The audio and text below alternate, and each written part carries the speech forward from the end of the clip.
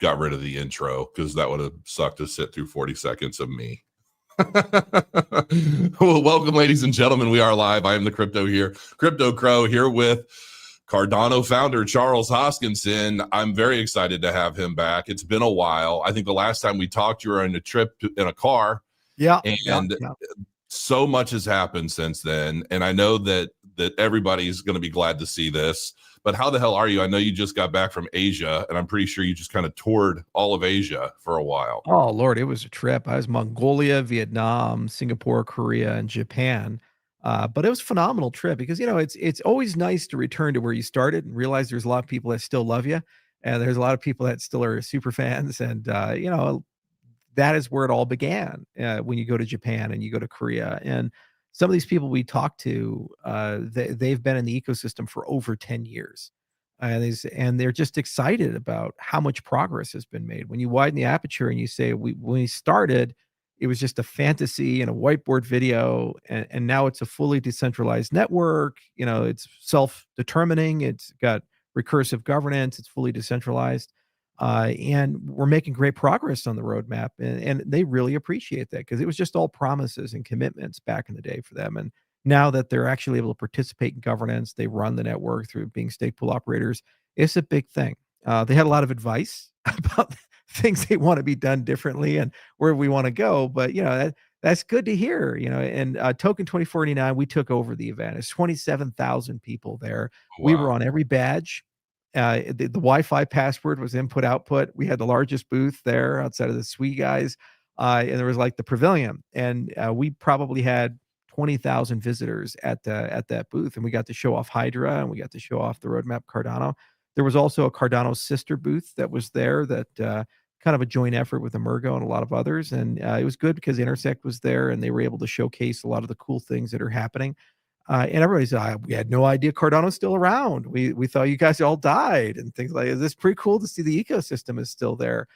So that was good. An odd comment. Well, the problem is that there's a lot of root causes. We spent quite a bit of time asking the question, like, why is there such a disconnect between the reality and the perception of the reality when you look at Cardano as a whole? And, things like DeFi Llama, it only registers 50,000 MAUs with Cardano, even though there's 1.3 million people participating in staking. So you have a lot of monthly active users who are doing things on the network like transacting or staking, but there's not as big of a DeFi prominence there. We could count our staking as TVL like they do in Ethereum land. We'd have over $12 billion, $13 billion in TVL just from that. But Right. We can't. They won't let us do that. They'll let Ethereum do it. We don't get to do that because we're liquid non-custodial. So these are some of the relationship issues where the metrics are misreported. So a lot of VCs and other people, they just simply write Cardano off as a has-been, and they just assume it's dead. So when you go do an event like Token 2049, they see there's a vibrant, rich ecosystem and a lot going on. They realize that they've misjudged, and it's a window to re-engage people and talk to people again. Yeah, there's been so much confusion around a lot of like the total value staked and all of these metrics that a lot of these other tokens use. And it's always frustrated the hell out of me and everyone else in the Cardano community because, technically all the ADA that's staked to a node right now should be included in that metric. Yeah. And it's not, and it's always ignored. And it's very frustrating because technology changes. And to me, I've always looked at it like, well, you've got the SEC rules from 1933 in the cornfields and trying to be applied to the crypto space. Now you've got how quickly the crypto market and cryptocurrencies change right now from every 3-4 years. And we're still holding on to the old metrics the way they were instead of favoring the new technology, the next generation. So it's always been very frustrating. But I'm glad to see that you guys had such, because I've seen so many of the pictures and the video clips, and it's actually really exciting stuff. How do you think how do you think Asia is going to play a big role in maybe the way things do change moving forward?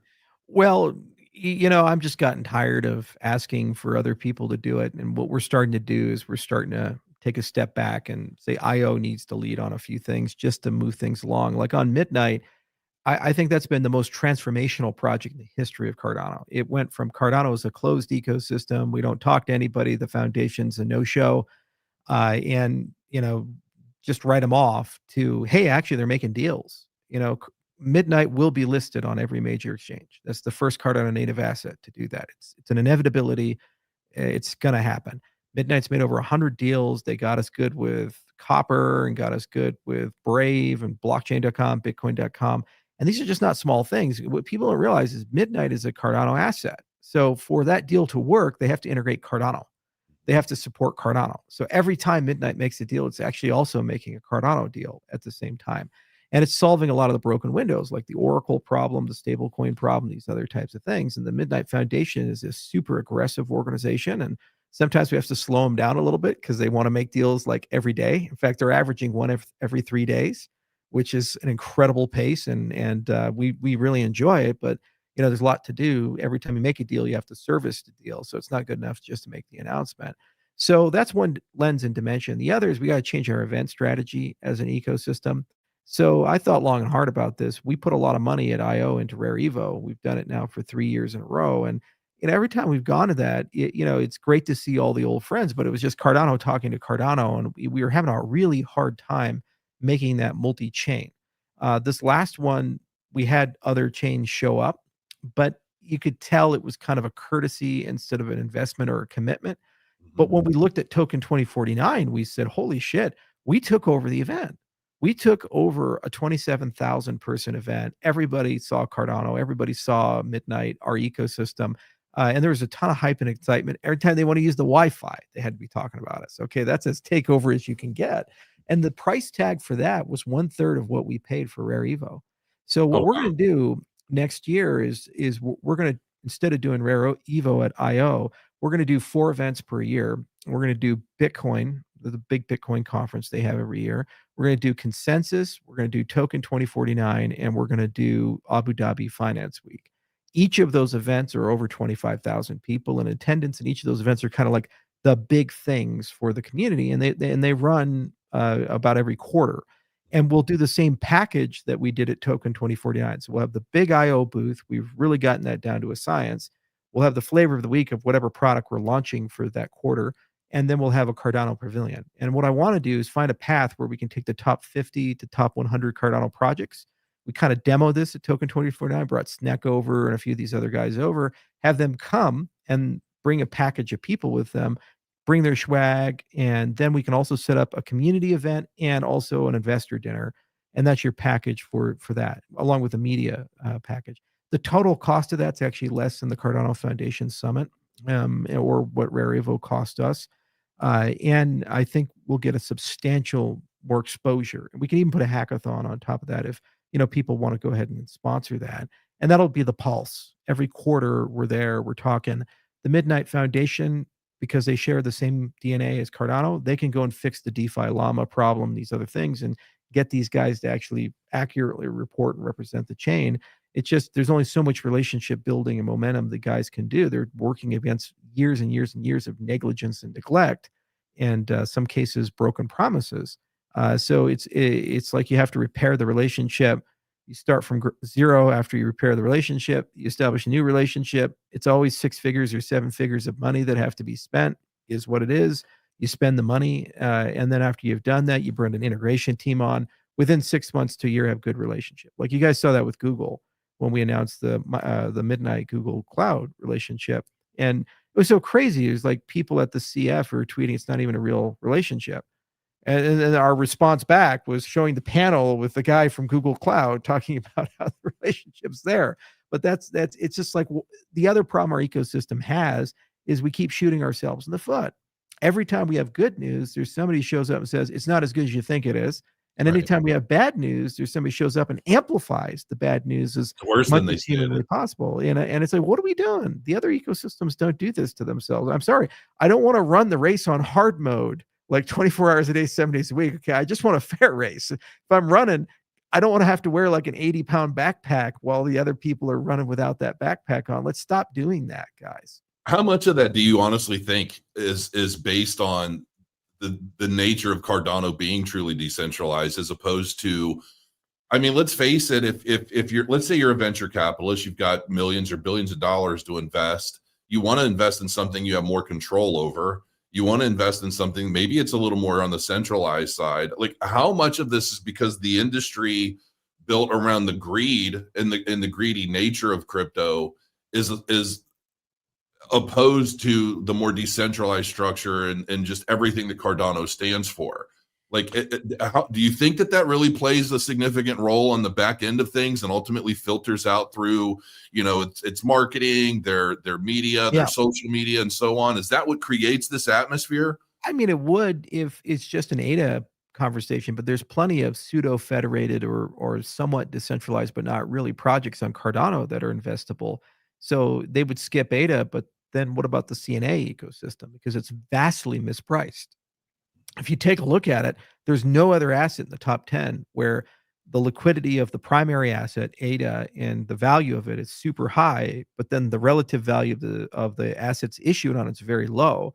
That's a mismatch that's going to get closed at some point once we clean up the ecosystem. So you got a lot of 10xers or 100xers that are there.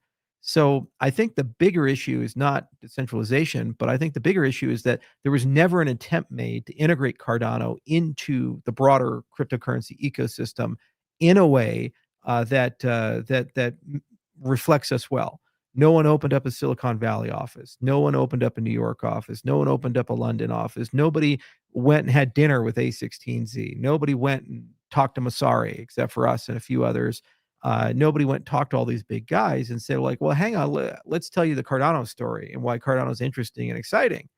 And everybody says, well, the tech is self-evident, the ecosystem is self-evident. Like, okay, you can have that opinion, but the challenge there is that you can't then complain that the people who invest money and make decisions and write articles about who's the big guy write you off because there's 20,000 options. So either you're there, you're talking, or you're not there. And if you're not there, you're not going to get fair representation. So there's no silver bullet to all of this. You have to do it in layers. One is just get your conference game good and go to all the big things and be well represented. People know that we're real. Two, you have to show that you can write real stuff and build real stuff on Cardano. And there's two parts to that. One, you have to have hackathons on a regular basis. Solana did a phenomenal job with Breakpoint. Midnight was great because we got to look into everybody's dirty laundry. We looked into every network. We dropped to 8 ecosystems and 7 blockchains. So we had to actually know how their technology worked to do the airdrop. So we actually had to deploy Solana wallets and Avalanche wallets and Ethereum wallets and Bitcoin wallets. So we learned a lot in the process. And we also talked to their foundations and engaged with them and saw how they did growth hacking, what they did well, what they didn't do so well, and so forth. So in addition to doing the hackathons, you also then have to show that there's white glove treatment to the builders in your ecosystem. Okay. So if somebody in Solana land has a problem, there's a group of people they can pick up the phone, call, and say, I don't know how to build this thing. Can you help me? Right now, Cardano, it's MIA, file not found. There's no one at the foundation that does that, and Emergo doesn't do that. And we've always been core developers, so we do it when we can, but it burns our people out because they get pulled off of Laos or something, and they have to go then answer a question for some third-party app that we have no connection to. And the other issue is the minute we start helping them, they advertise that Charles Hoskinson is helping them build it, and they take it as an endorsement or something to benefit their ecosystem, right? So there's some issues there with that structure. So we have to change the way we do DevRel, dev engagement. And then a corollary to that is the venture capital. That's the third bucket, which is nobody's representing Cardano to the VCs and having that conversation. And so we got very bitter about it. And we said, oh, we just don't have the Ponzonomics and these other things. But not all VCs are evil. There's plenty of them that are actually good people, like Outlier or others that we've dealt with in the past, who the only reason they don't consider Cardano is they look at the same metrics that A16Z looks at. They look at a $300 million TVL, a $30 million stablecoin issuance. They look at 50,000 MAU. Well, from their opinion, they're comparing that to Solana at $12 billion in stablecoins, $9 billion in TVL, and multi-million MAU. So they say, well, Cardano's a dead ecosystem, according to those metrics. So there's a metrics problem. And so you have to fix that. And then once you fix that, then you can start engaging. So you go to all the big conferences, you have investor dinners, you can get our top 50 apps constantly in front of incubators, accelerators, VCs, and other people. And then if they get pitched by 30, 40 Cardano projects, they start realizing that there's a real ecosystem there and it's mispriced. So there needs to be somebody who worries about the venture capital side. Fourth, you need the integrations. We're an island. Midnight's fixing 85% of it, and it'll fix probably the rest of the 15%. But Jason, that has cost me personally over $20 million to do all these integrations. And it's not cheap. It's so expensive. And some of the things that are being proposed are in the tens of millions. And you go to the foundation, you say, can you pay for this? They say, sure. And then, actually, we can't. It's just the same story again and again and again.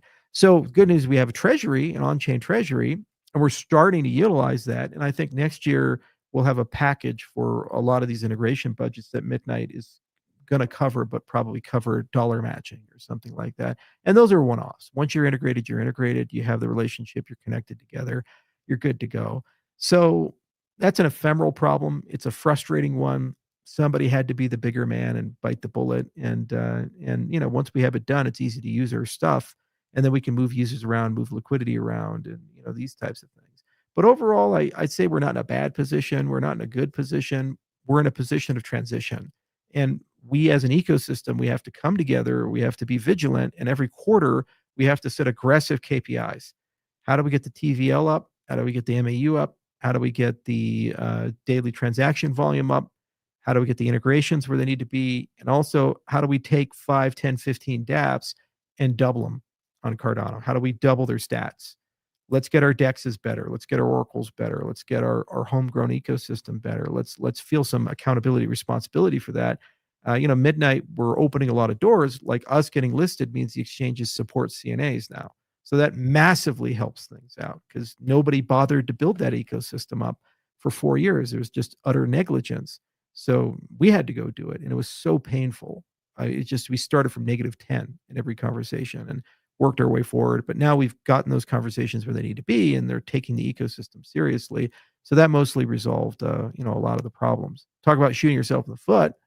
When we first announced Midnight, everybody said, "Oh, Charles is abandoning Cardano, and it's going to kill Cardano, and he's a bad guy, and it's a pump and dump, and all this other stuff." And this was coming not from Polkadot or Solana or Ethereum, but from the Cardano ecosystem. And that I was think the that just insanity because of it. you're right, and I think a lot of that just comes from the fact that this market cycle has changed. Everything is changing. Everything is Yeah. institutional driven now, which for years it seemed like every time Cardano said, "Well, we're going to launch this big thing and that big thing and that big thing," it always comes, but it generally comes at the peak of a market cycle, right? Right. So it's like, well, now if institutions are taking over and we're pushing this into 2026, well, should be the big 2026 should be the absolute biggest year for Cardano ever, Yeah. because so much of these major things are kicking off. Starting from early 2026 on. So you may have just found your stride for next year if everything is changing the way we all expect it to. And the sentiment has been, well, if Cardano isn't going to go up anymore, and it's, because nobody's known for sure what's happening with the market. So it looks like, oh, well, Cardano's not moving. Now they're moving all their attention to something else. And so, but it's really the polar opposite of that, in that you're building something that is going to help propel Cardano and all of its infrastructure into the stratosphere, in my opinion. Right. And also, people don't know what to ask for. They're like, when Circle or when Tether? I say, like, okay, let's say Circle integrates and we have $100 million of USDC issued on the ledger from some magical source. Like, what does that mean? Walk me through step by step, like I'm 5 years old, of how this magically is going to just make our DeFi ecosystem a DeFi ecosystem. What about the user experience? What about the MAUs? What about the yields? What about the products that you actually have to place the stable coin against? There's not a silver bullet there. You have to have a comprehensive strategy. So you have to invest not just in the stablecoin infrastructure, but then you also have to invest in the DApp and DeFi infrastructure.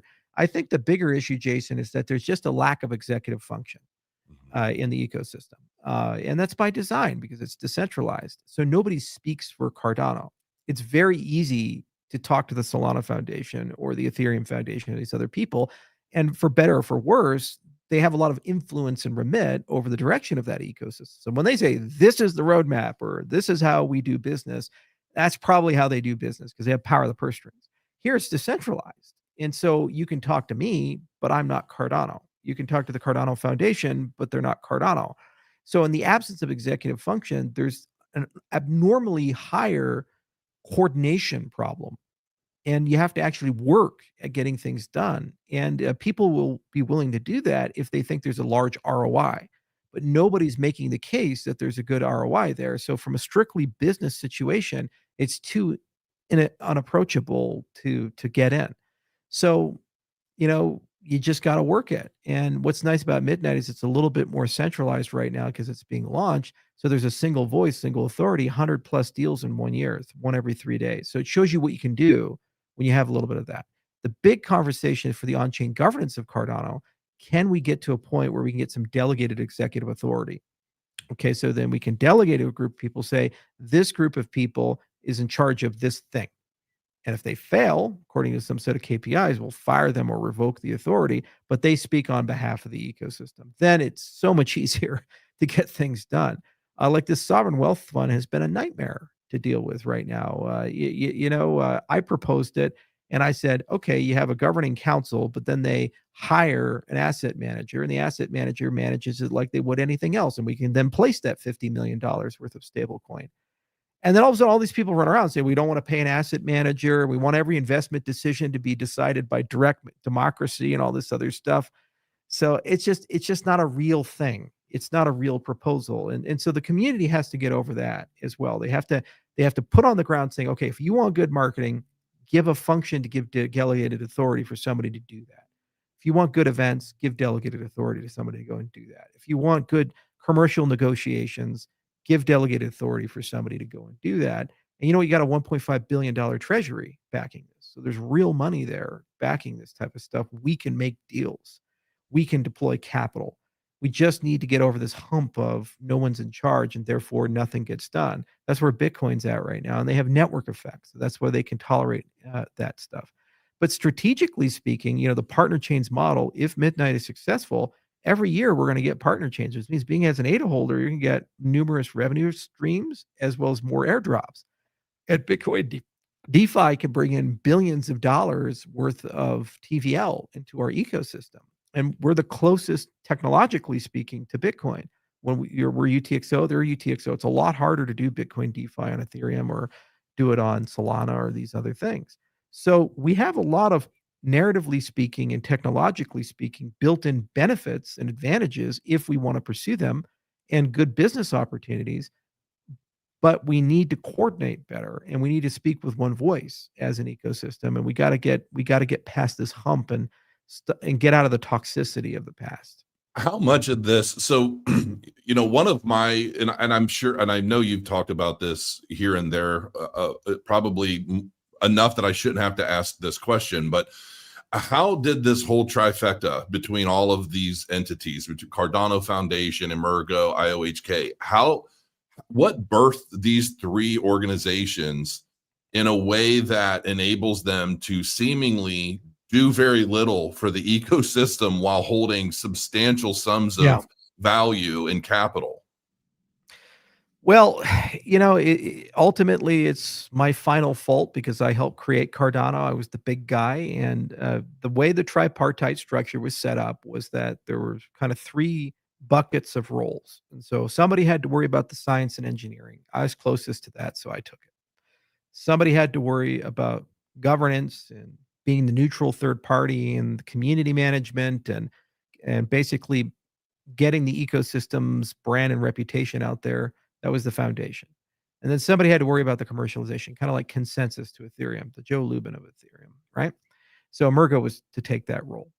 Well, Emurgo was made up of people who did the sale of ADA. So they had a lot of leverage in the relationship because they brought all the money. That crowd sale was $72 million. It was 108,000 Bitcoin because we were getting Bitcoin at the lowest price was $250. So, it was a different time. So when all that money came in, most of their endowment, there was a perception on their side that that was kind of a reward for getting Cardano to exist. There weren't strong controls over deliverables of Emurgo must do X, Y, and Z, A, B, and C. There was always this perception that they would take their endowment and they would deploy it into the ecosystem into a for-profit sense. And there were numerous efforts throughout the years for that, but it was a lot of like, not a lot, too little, too late type of a deal. There's a new leadership there, Phil, and we get along super well. And I think he actually has a very strong desire to really do aggressive things. Like I was holding the Cardano card, and he really wants to build up USDA and Yoroi and these other things. They don't have the capital that they used to have, that's been distributed. So their impact is not going to be as big as Consensus. And I think they can carve out some great businesses and do some great things. But Emergo never gets in the way.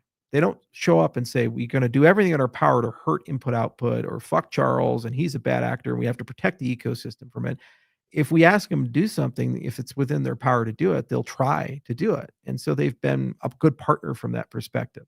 The foundation's a different animal. From the very beginning, there were issues with it. So the initial leader was Michael Parsons, and the initial foundation was started in the Isle of Man out in the UK. And it was called Digital Asset Foundation. And the original foundation, I actually had founder rights with. So if Michael did something wrong, we had a path to get rid of him. So what Michael did is, through a very clever series of things, he was able to reincorporate the foundation and move the assets over to Switzerland. And he made himself the founder of that foundation in Switzerland. And then he proceeded to do some things that a lot of people were uncomfortable with. The Guardians of Cardano showed up. And when the Guardians of Cardano showed up, we were able to get Michael pushed out. So then there was a brief window of time where Emergo and Input Output were the majority controllers of the foundation in Switzerland. So 3 of the 5 board seats belonged to IO and Emergo. And there was 2 Swiss members, because it's required that you have to have Swiss people. So Tamara Hassan and Nico Aquiris and Manmeet Singh were the big people there. Okay, so when they came in, we had to sit down and have a conversation about, is Switzerland a suitable jurisdiction to run a cryptocurrency foundation? And the answer we came back is no, for 2 reasons. One, the Stiftung structure, the board members have personal liability, which means that no board member in their right mind is going to do anything risky because they have no indemnity for it. So let's say they go and invest in some deal. Instead of the foundation being sued, the board member can personally be sued on that deal if something goes south. That's not good from a corporate. Would you sign up for a business where anytime something goes wrong in a business, you could be personally liable for that? The whole reason we have a corporate veil is to protect the officers and directors of a company from liability. So that's the first reason. The second reason is the way that the regulators work in Switzerland is they're extremely conservative. So when you go to like ADGM in Abu Dhabi, you talk to the Dahar there, and be like, oh, DLT Foundation, and there's bespoke people building dedicated stuff for cryptocurrency foundation.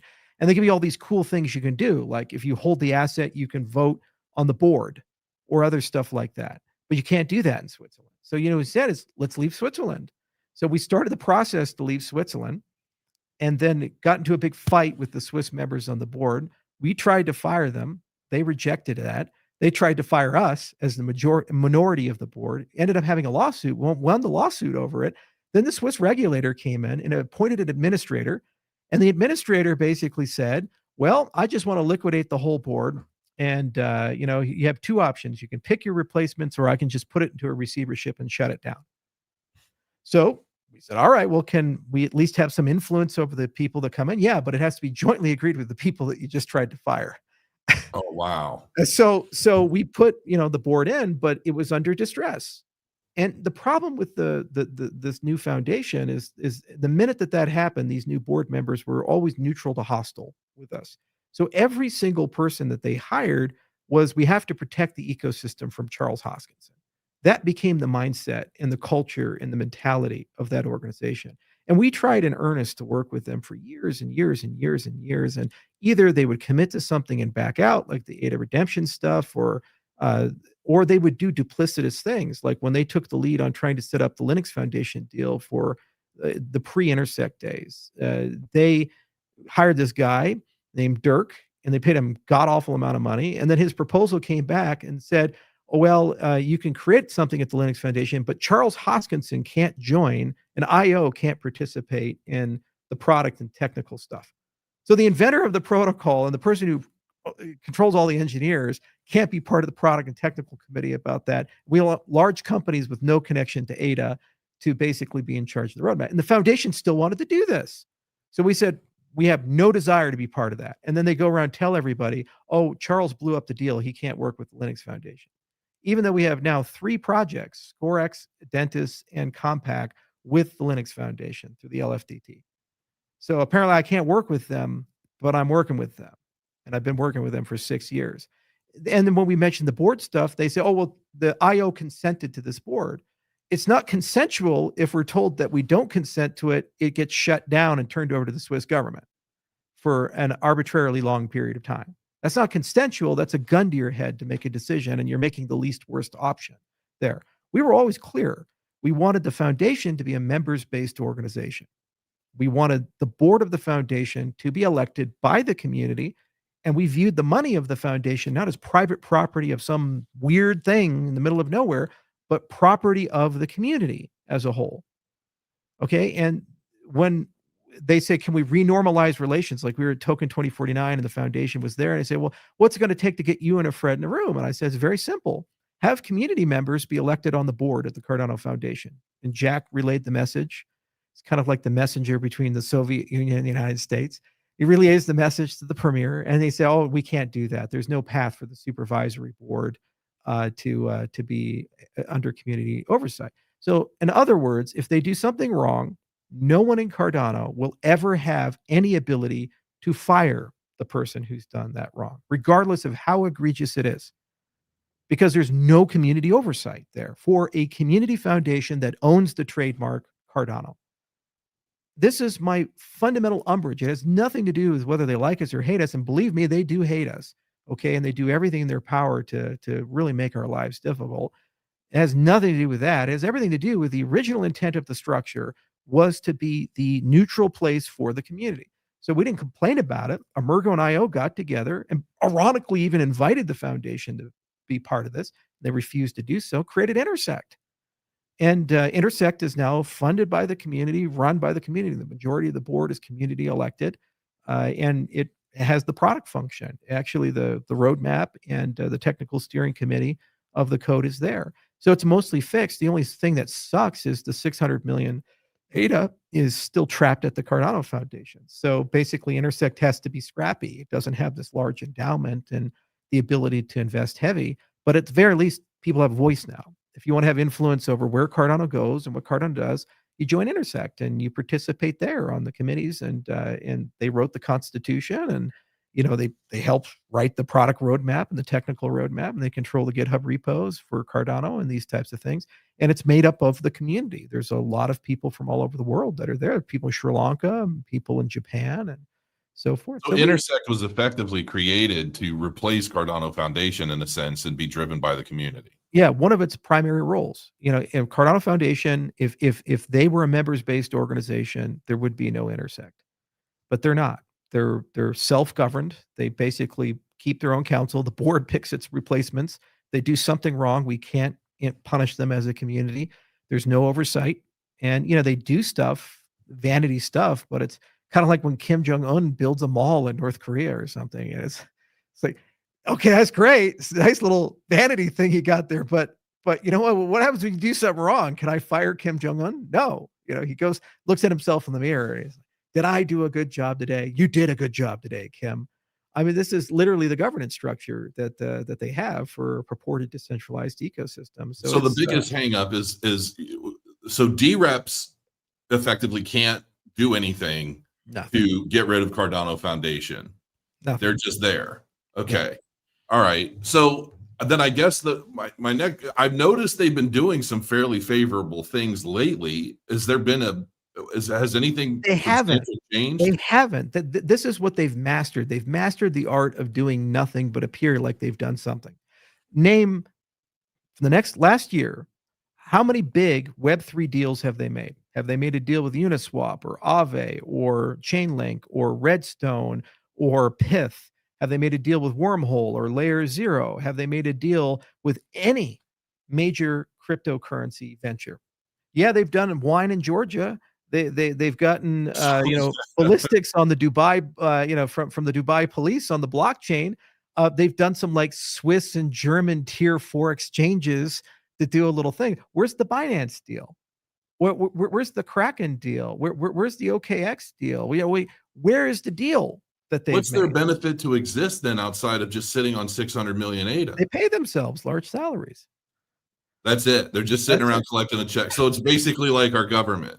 Yeah, but they do try to make my life miserable. Like they created Pragma in response to Intersect, and then they also pushed node diversity, which you ask a question like, when is Ouroboros Laos going to be launched? And the answer is, I don't know because of that.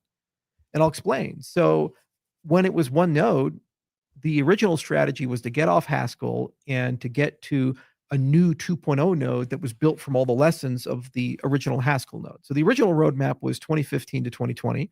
We're a bit late on that for a variety of reasons. But the Haskell node was the first version. And then the idea is that we go to a multi-client environment and we'd start with kind of like a Cardano 2.0. It's like a clean room approach. And what we wanted is to bring a technical steering committee of all these different people that wanted to build a new node together and have them all kind of have an airing of grievances of what is everything wrong there. Well, what the foundation did instead is incentivize people to go and create parallel nodes without coordination. Why? Because then they could break the IO monopoly, right? We have less say if all these other people are building that. Well, here's the problem. If there's no coordination between these nodes, how do we guarantee that the roadmap is actually going to be honored? So let's say we finish Ouroboros Laos, but 40% of the network is on other nodes and they haven't finished it yet. We can't fork until they finish it. When are they going to be done? Well, if we're not coordinating and talking to each other, we have no idea. If they're sufficiently resourced, under-resourced, these types of problems. So they just created this giant fucking headache for everybody. So we had to go and fix it. So no diversity workshops and talk to people and get people to come together. So it's dramatically better than where it was, but it was very painful because they just get people with grievances and say, hey, go build your own node and, build it in your own structure.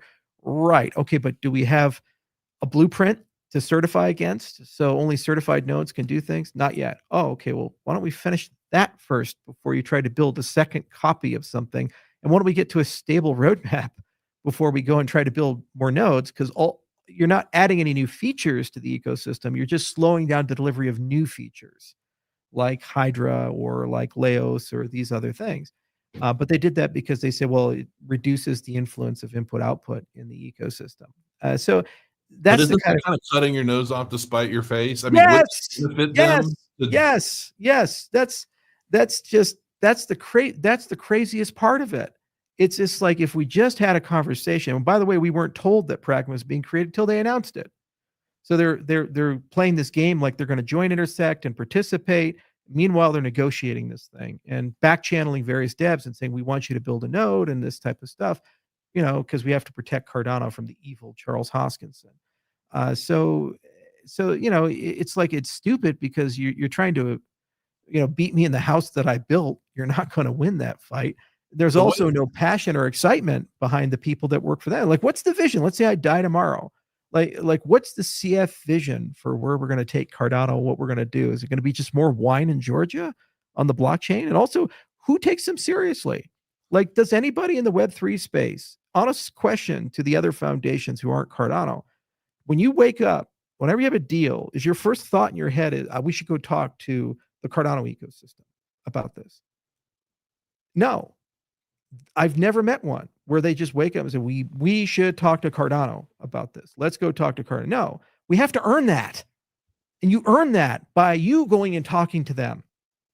And there's all these opportunities to go and talk to these guys, and they never show up. They're just not in the room. They don't care to be in the room because you have to pay to be in the room. Okay.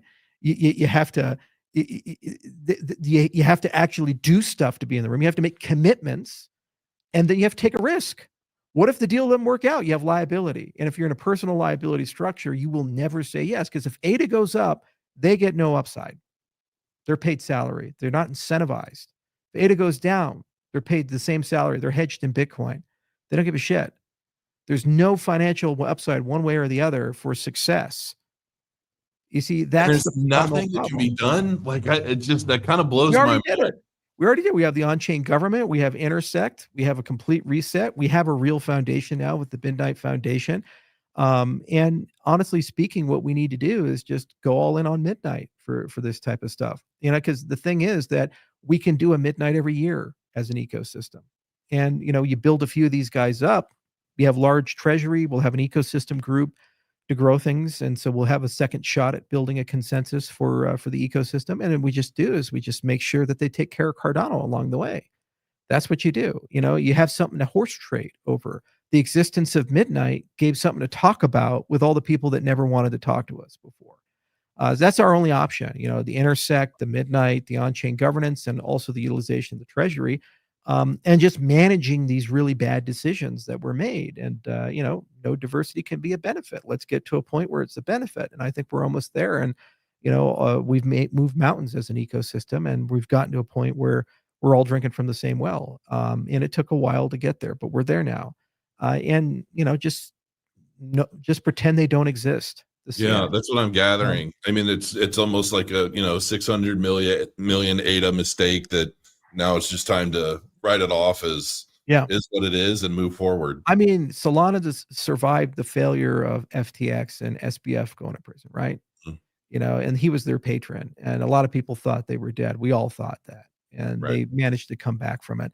So just because you have one of your entities not do what it's supposed to do, it is what it is. And you know what? If they're going to say a bunch of noise in response to everything I've said here, ask the same question again.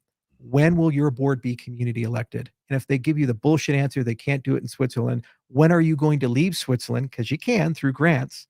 When are you going to leave Switzerland to reincorporate a foundation that can be community controlled? And they'll never answer that question. And that for me is they want to restart relationship. If they put a community member on the board, we'll talk to them again. We'll have a relationship again. We'll actually try to collaborate again. Because then I know that it will start a process to purge that culture from our only purpose is to put pain on input output, and Charles Hoskinson, to we actually feel an accountability to the Cardano ecosystem. We're going to set KPIs every year. And they're not hard KPIs. You don't have to be a fucking mathematician to understand these KPIs. MAUs, TVL, and transaction volume. That's what the VCs care about. I sat down with the A16Z people. I sat down with the Electric Coin Capital people. I sat down with the Pantera people. I sat down with ARK. I sat down with like 25 VCs because of Midnight. And we had a lot of frank conversations. And I said, if you could only pick 3 things, what things do you care about? And this is the guys that deploy billions of dollars of capital. And they say MAUs, monthly active users, your TVL, and your transaction volume. That's what we care about. Great. So that's your market feedback. So quarterly, what are we going to do to make those better? And we don't give a shit if it's min swap or Sunday swap or this thing or that thing. We just want that to be better for the ecosystem as a whole. It's not hard. So then you go make deals. There's probably going to be more TVL at launch on Midnight than there is Cardano because of FAMI and because of the Midnight Foundation and the things that these guys are doing. It's not rocket science. The Midnight Foundation has 1/30 the money of the Cardano Foundation. It's not a money thing. It's a will thing. It's a desire thing. It's showing up and actually having a desire to make a deal and get things done. You have to have that passion and that fire. I want our technology to be the best. So you know what? We've had to move mountains to figure out how to get Laos to make it work and practical. And we went to hell and back for that. It was years and years and years of how do I get Solana style speed without having to take the Nintendo cartridge out and blow it off and put it back in. Okay. How do I do that? Okay. That's a fair analogy. I that's fair. I know. I want that. But you know what? I had to get the best scientists and the best engineers together. We spent years in the trenches. We figured it out. We got a SIP for it. We know how to do it now. We have a good roadmap for it. And now we just got to go build it. So then how do I go build that and get at least my side of it done and try to get the other nodes to come along by next year? That's what I want to get done. So I looked at the guys. I said, how do we ship Laos in 2026? Oh, we can't. I said, I don't want to hear we can't. Tell me how we can do it. Tell me what it's going to take. What structure, what people, what processes. What do we have to do to make this happen? What bets do we have to make? And also, how do we not put all of our eggs in one basket? So if the primary bit doesn't work out, we have at least a fallback, which gives us a chance to get there. And, some cases you have to talk to people who are your competitors. Like when we were looking at the architecture of Project Acropolis, the Rust Cardano node, we looked at Paradigm, the guys on the Ethereum side, Reth, their node. Am I like super friendly with all the Ethereum guys and they all like me and we all get along and hang out at the parties and everything like that? No, God, no. But you know what? They did good stuff. They figured out good things. So, sit your fucking ego aside, take a step back and say, okay, who's doing it well? Who's moving quickly? How are we getting it done? And you adopt that if it makes sense. You got to have that mindset and attitude. I just wish we had that on MAU, TVL, and transactions. And I wish somebody would wake up every day and say, I'm going to improve it by 25% per quarter, and then only a few quarters, you start getting some traction. The deals get easier to make and you wake up and you're a contender again. That's what Solana does, man. And that's why they were able to recover from the collapse of FTX. So we're basically looking at Laos in 2026, and a definite date yet, but obviously Hydra's out at this point, and it's building builders. I mean, one of my node administrator was sending me some messages earlier this morning about Hydra and how it works node to node, and you have to kind of build into each individual node to operate and all that. But it sounds like Laos is going to be a significant asset to Hydra in basically expanding that TPS. I feel like everything that's kind of in the pipeline right now is ultimately to facilitate everything necessary to be as interoperable as Cardano plans to be in terms of Bitcoin OS and all of that, right? Midnight obviously playing a role in being a privacy layer for everything. Now, we've seen Bitcoin OS and then you talk about like the IOHK version of that for a while now, but I don't think there's any firm. I don't think anybody. I mean, it's almost been forgotten to an extent. No, it's not forgotten. No, I don't see a lot related to it. It used to be like a daily thing, especially with talking them. about it. All right, so let's talk about it. So Omar Hussein is the GM for Bitcoin DeFi. So there are three parts to Bitcoin DeFi, and they're all equally important. And you can't just do one; you have to do all of them if you want them to be successful. So first off, you take a step back and you say, why has Bitcoin DeFi not worked before? Because it's not like it's a new thing. I've been in the space 15 years. Almost immediately after I entered the space, we were talking about Bitcoin DeFi. And in the OG Bitcoin DeFi was Counterparty and Mastercoin and Color Coins and these types of things. Overlay protocols on Bitcoin to do stuff on Bitcoin. The next generation was Rootstock and Blockstream. They came in and they said, oh, well, we're going to do side chains and we're going to do all this stuff here. The generations after that was Lightning, and the generation after that were these L2s like Stacks. Okay. So all of them have failed from the lens of getting meaningful TVL and MAUs. All of them. Okay. Otherwise, there would be $400 billion worth of Bitcoin right now in DeFi, and it would be larger than the market cap of Solana. Okay. So it's not there. Why did they fail? Because there are three rules for Bitcoin. One, there is only Bitcoin. If you're dealing in the Bitcoin ecosystem, they don't want to hear about another token. They don't want to hear about an altcoin. They don't hear about any. There's only Bitcoin. Security has to flow from proof of work. We couldn't even do that until 2021 with Taproot. Number two, you have to pay the transaction fees in Bitcoin. You don't want to use another token. Okay, maybe there's some magic thing under the hood where you're actually paying another token. They can't see it. There's only Bitcoin for the fees. And number three, the yield has to come back for the DeFi in Bitcoin. Again, it could be yield another thing, and there's some magic stuff you do. But when in my wallet, when I get it, it's just Bitcoin, right? And also corollary, rule number 4, silent rule. Nobody wants to sell their Bitcoin. So they can lend it, they can stake it, but they don't want to sell it because it always goes up. I watch Bitcoin go from $250 up to $180,000, 108,000, excuse me. Okay, so what we've done with Bitcoin DeFi is we looked at these three buckets and we said, all right, can we build an experience end to end that has those three rules built into it? The security comes from Bitcoin. You pay your fees in Bitcoin. You get your yield back in Bitcoin. So the first question was, does that technology even exist? And the answer is yes. The problem is that it's in pieces and everybody's got a different lens for that. So Fairgate's got BitVMX. There's BitVM3 and BitVM2, and there's Sundial, which is Sheldon's protocol, and there's Bitcoin OS, and there's all this stuff, right? And every one has a part of the solution. So you have to unify all those approaches and bring them together and come up with a bridge where you can seamlessly move Bitcoin from Bitcoin to Cardano and back, and you choose your own adventure in terms of the settlement time, the cost, and the security. Do you want it to be instant? If that's the case, you have to have some trust. Do you want it to be cheap? If that's the case, there's some trust. And do you want it to be secure, like only Bitcoin security? If that's the case, you have to wait for a while for that to settle. But you give the user the control over that, and then they decide on a case by case, app by app basis, use by use basis of where they sit. So that's the first part. Now, where are we at with that? We bet on BitVMX, and other people have bet on other paradigms, but they all lead to the same road, which is Taproot on the system. It's a special transaction type.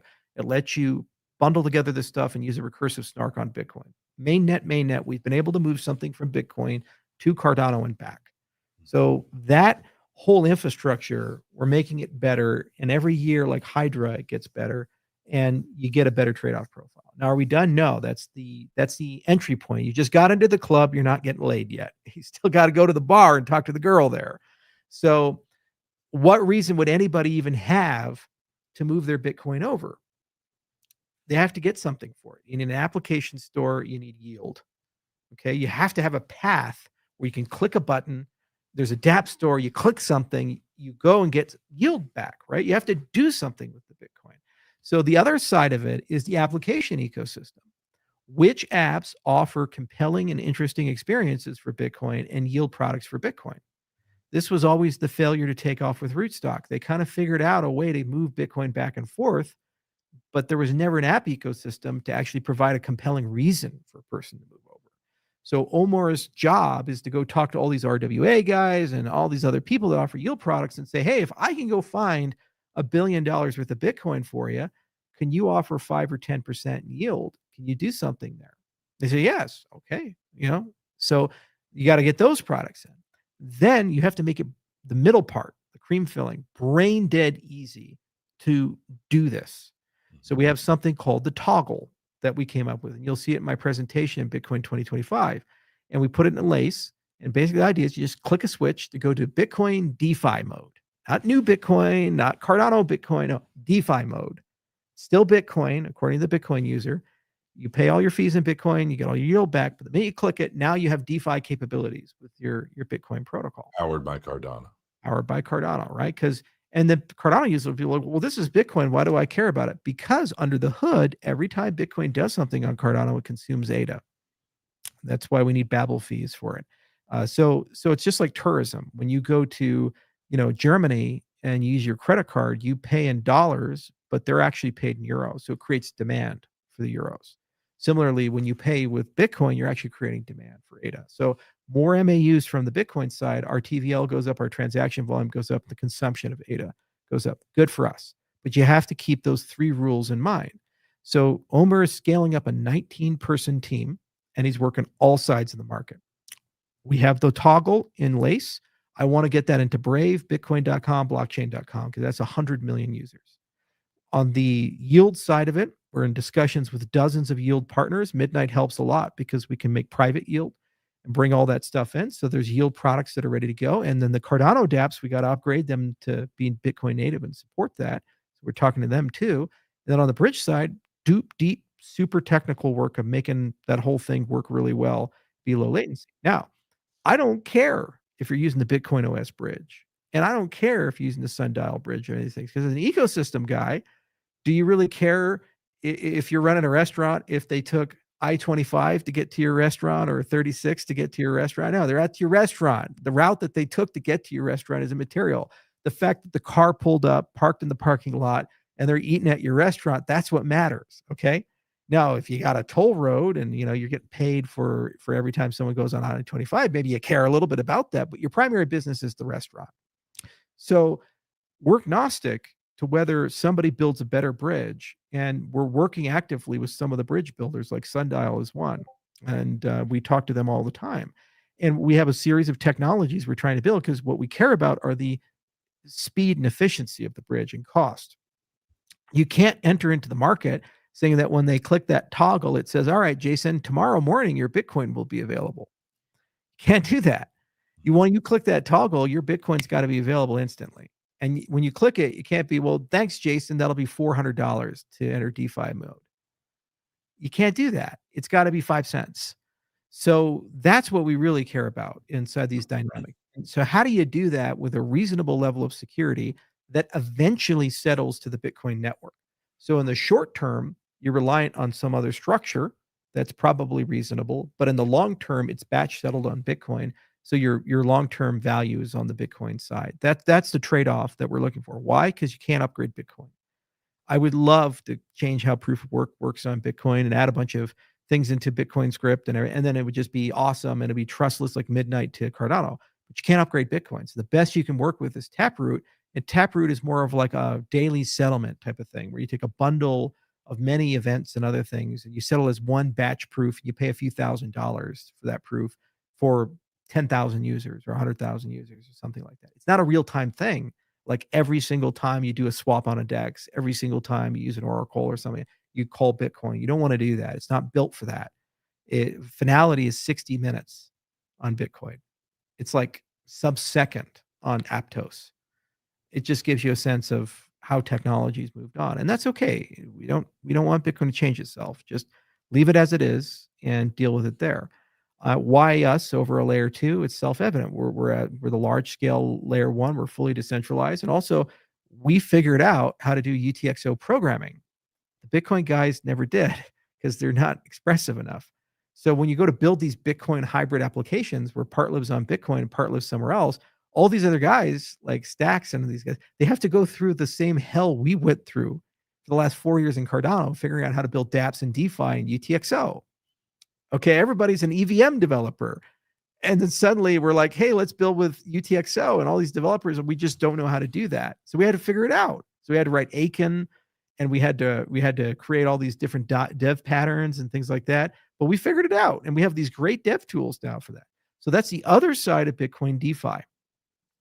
What we need to do is we need to go ahead and allow people to build an app on Cardano into Bitcoin.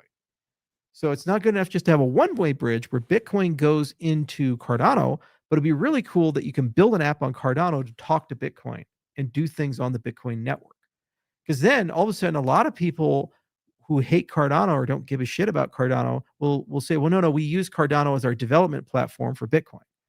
Because, it's one thing to say we have no users, but Bitcoin's got 550 million users and $2 trillion heading to $10 trillion worth of value. And every institution and every government has it. And it has much more liquidity than all the other cryptocurrencies combined. Okay, it's very deep markets. It's not hypothetical.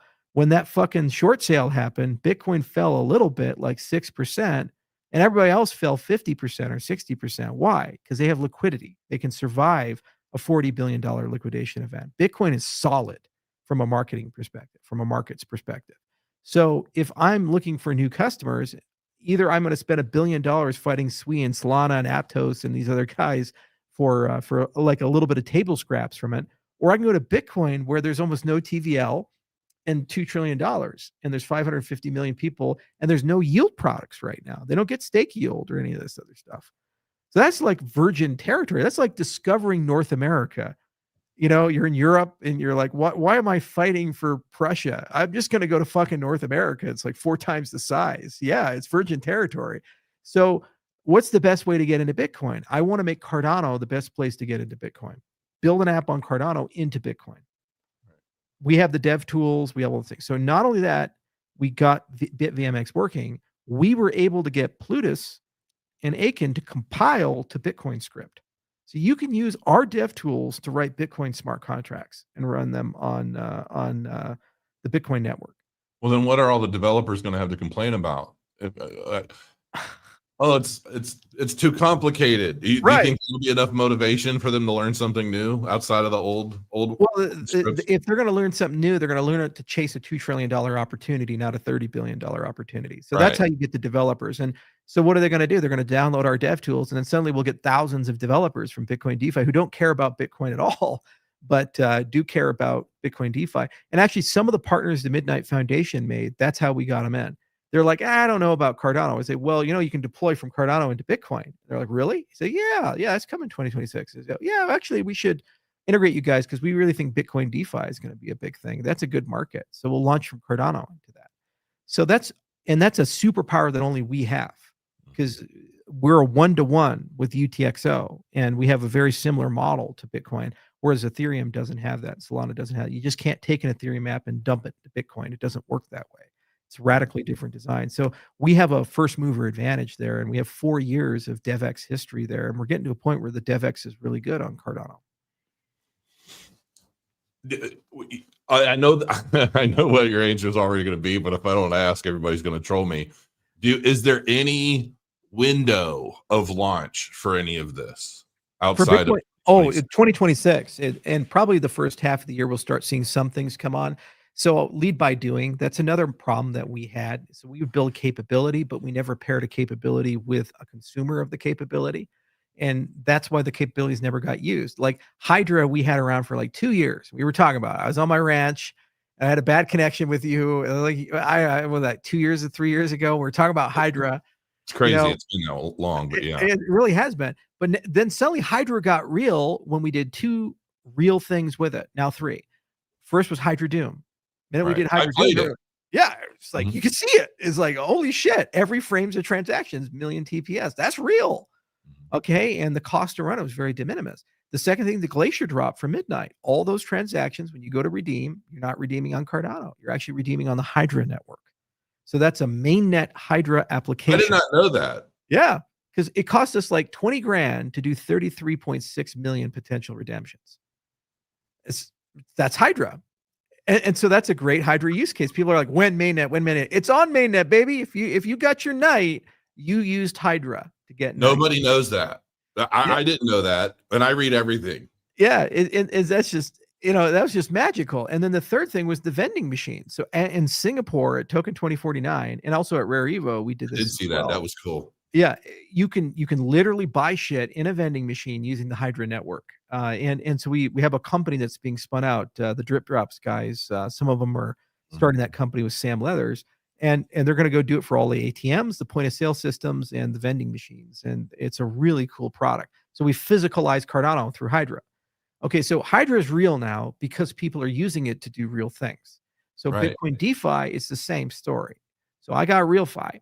Okay, so I got this amazing yield product that's coming next year, and we've been working on it. Those microfinance shit. What it's called, RealFi? Yeah, Real Finance, and RealFi is .co, I think, is the website. So that's the IOHK version of Bitcoin OS. RealFi. No. RealFi is the yield product. So remember, everybody's like, "What are you doing in Africa?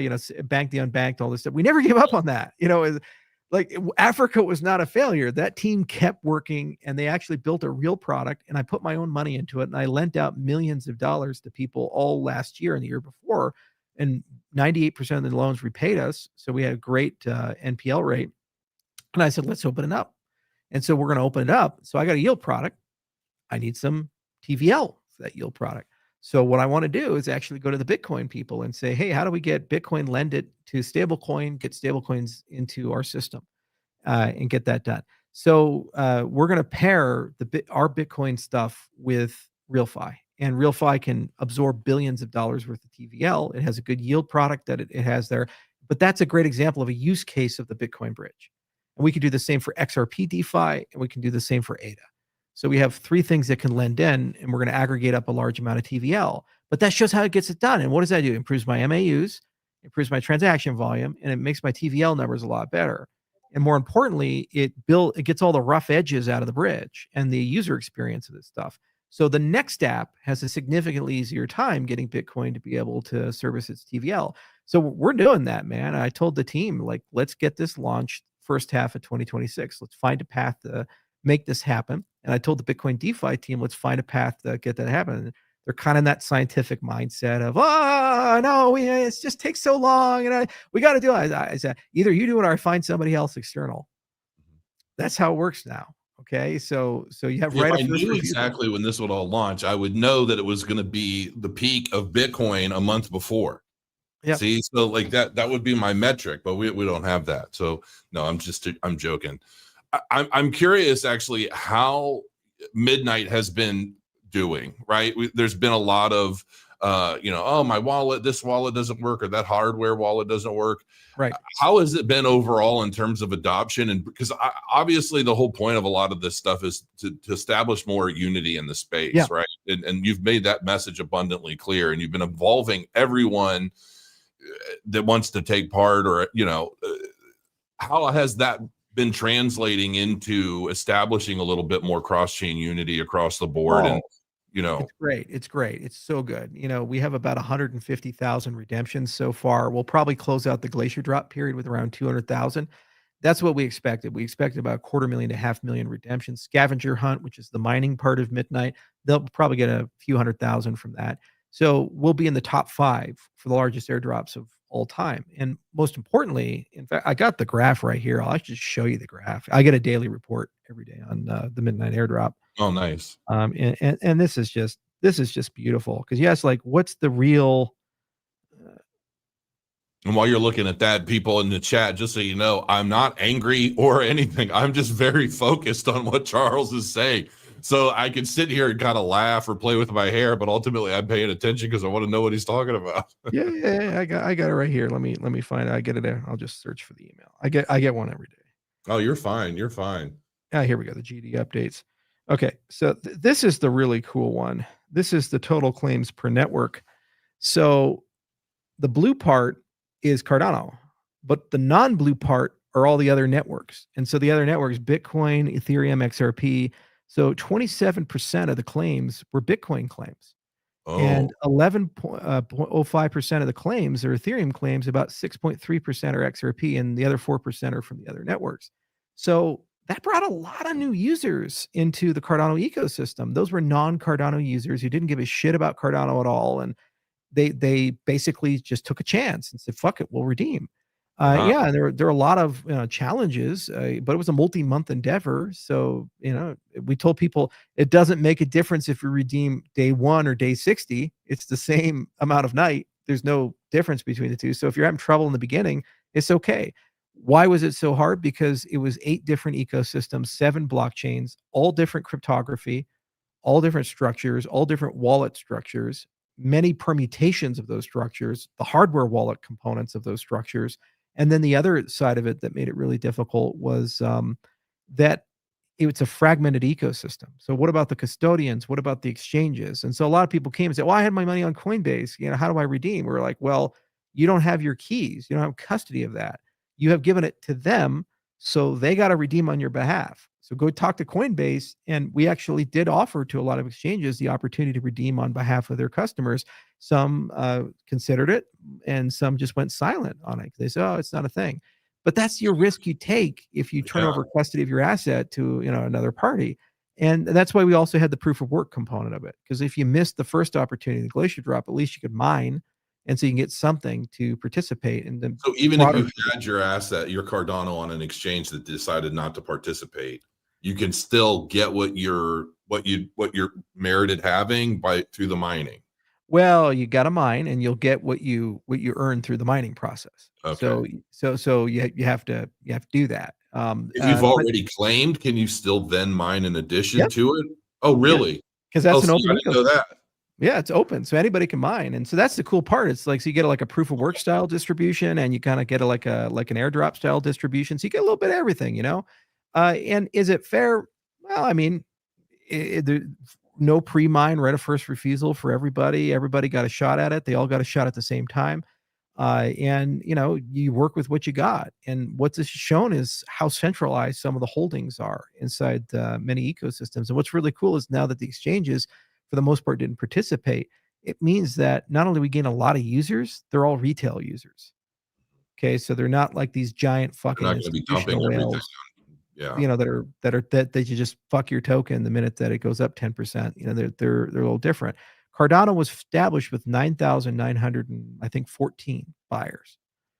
And Midnight will have probably somewhere in the order of magnitude of 25 to 50 times more in the beginning.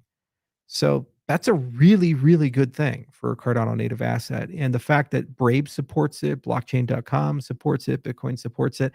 There's wallets with reach of over 100 million people that at launch will support CNAs. So that's good stuff. You know, Yeah. it's a huge step forward, for all of us, and I understand there's a problem, but I'm so tired of the toxicity. It's like, dude, it didn't work out, okay, it's net good for the ecosystem as a whole. We did our best to try to tell everybody what was gonna happen. We did our best to deliver as much as we could, and you didn't pay for it. Mhm. Okay, I'm so sorry your free money didn't work out for you. You know, it's not like we have a commercial relationship. It was given away for free to everybody. It's the anti-VC chain. And Right. paradoxically, it actually might outprice all the VC chains.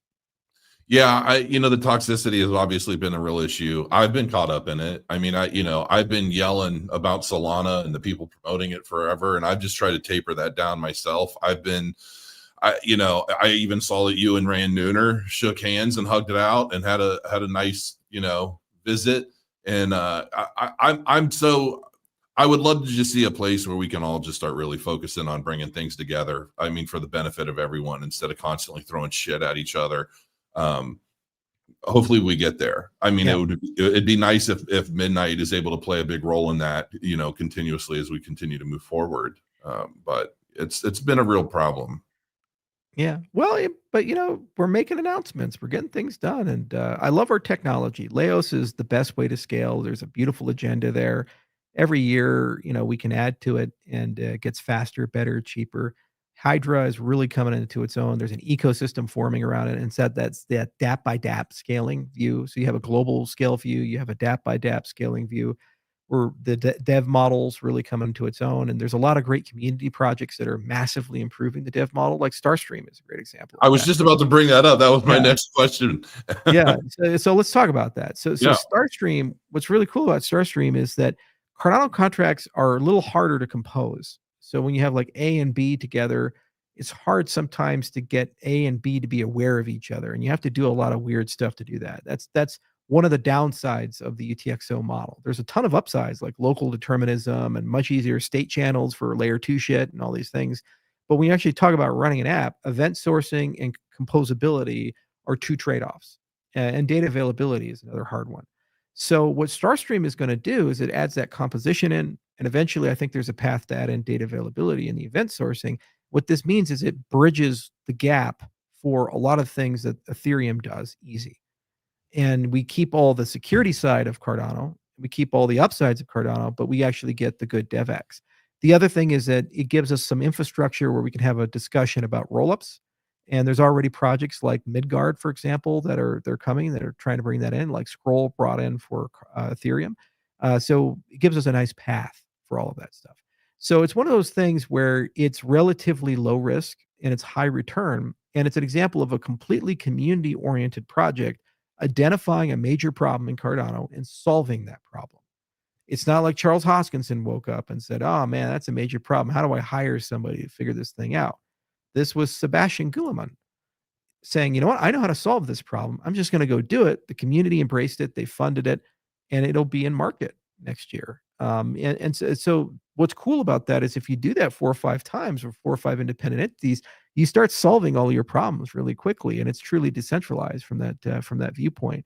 But it's part of that broader make the DevX easier, make the scalability easier, and then ultimately create a lingua franca for a broader set of concerns. The world of crypto is moving away from procedural languages, imperative languages, and is moving to a declarative sense. And what does that mean? It means it's a world of intention, not prescription. So you come in and instead of saying, uh, and we do this every day with human beings. So say, hey, Jason, why don't we go to the bar together? What are you going to ask? You're going to be like, You would get kicked out of that bar, Charles, you just so would. You're gonna ask when and where. Is like, okay, Fox and Hound, 7 p.m. Great. You don't ask, okay, tell me how to get into my car. Tell me how long I need to drive in the car. Tell me what speed I need to drive that car. Tell me to stop at the light. Tell me to start again after the light. That's a procedural thing, right? You figure out how to get there. Declarative is I tell you to come there and you figure it out. Procedural, I tell you how to physically get there step by step. So currently, crypto lives in a procedural world. When you want to go do something in DeFi, you have to build a transaction. And you have to know exactly how to do that. You have to know step by step all the things. You have to know how the network works. You have to know how that DeFi protocol works. That's not real life. In the world of intention is, I want to trade Charles token, or I want to trade ADA, and or I want to transact Bitcoin on the ecosystem and pay in Bitcoin instead of ADA. These things, you declare an intention, and that's a partial transaction. Then a group of activities happen to build that transaction. Multiple parties come together. And after all those parties come together, it executes. And it may have executed on 5 different blockchains with 11 different assets, initiating 3 different dApps to fulfill an intention. So I'll give you an intention. You go to Germany, you're at the Starbucks at the Berlin airport, you have your credit card, you buy a venti mocha frappuccino. Okay. You paid in dollars. What happened? You had to convert your dollars into euros, and you had to go from a credit card network to their bank. There's like 40 steps involved in that. So all these different things had to come together. But what was your intention? Your intention is, I want to buy this coffee for this price with this instrument. You broadcasted that. The things came together. You pay a transaction fee, or the vendor pays a transaction fee. You don't see any of that. You just pay it. You move on. That's how finance works. That's how markets works. That's how commerce works. Intents is the next big thing in the cryptocurrency space. And you know what? Cardano has a huge built-in advantage for all that stuff because of the UTXO model and state channel isomorphism. We can build an intense layer onto Cardano, and we get a guarantee that whatever happened there can happen on Cardano and back. But that layer can have all these magical components inside of it to build transactions, to be a workspace, and all this other stuff. Right now with Ethereum, it's horrendously fragmented. In fact, they pulled something together called the Cake Working Group, the Chain Abstraction Key Elements Working Group. And there's like 25 companies that are in it. And if you read all their documentation, they're like, we have a massive fragmentation and user experience problem. Everybody speaks a different language. We have all these layer 2s. There's no way to coordinate it easily. And they're having to invest billions of dollars and all these different approaches to try to pull everything together. But for us, with things like Starstream and how we're building out Hydra and how we think about this stuff, actually, we're going to have an intense layer. In fact, our first intent is Babel fees, if you really think about it. Because you say, I want to pay in my currency, and somebody else is going to pay ADA for that. It's a special kind of intent.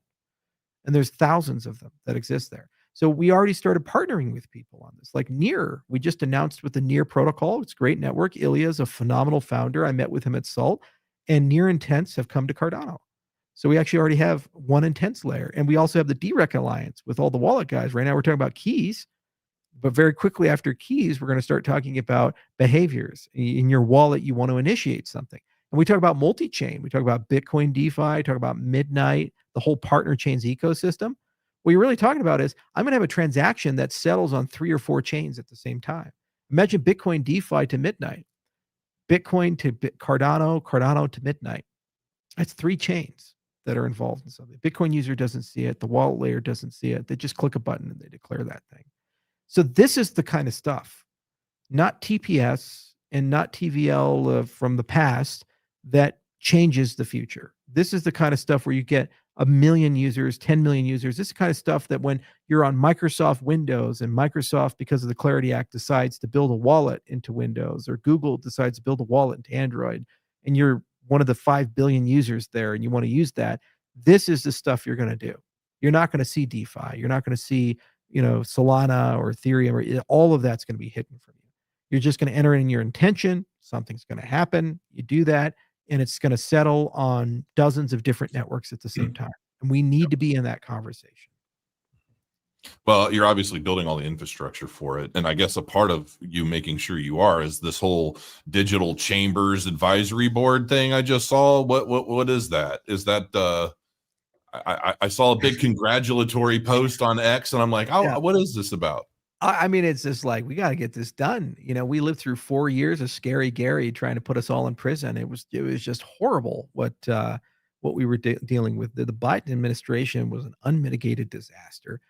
For being a cancer-ridden dementia puppet, that guy was certainly effective at trying to kill our fucking industry. It's about the only thing he could do right, was to go and try to kill crypto. Of course, he fucked that up in the end too. He got Trump elected over it. So it was bad. And we can never go back to those days. We just can't. And so part of it is getting the right regulations in place for the right rulemaking and the right industry interfaces so that we don't run a situation where the SEC sues every single US exchange and begins suing all the layer ones. We cannot go down that road. It's just not going to happen again.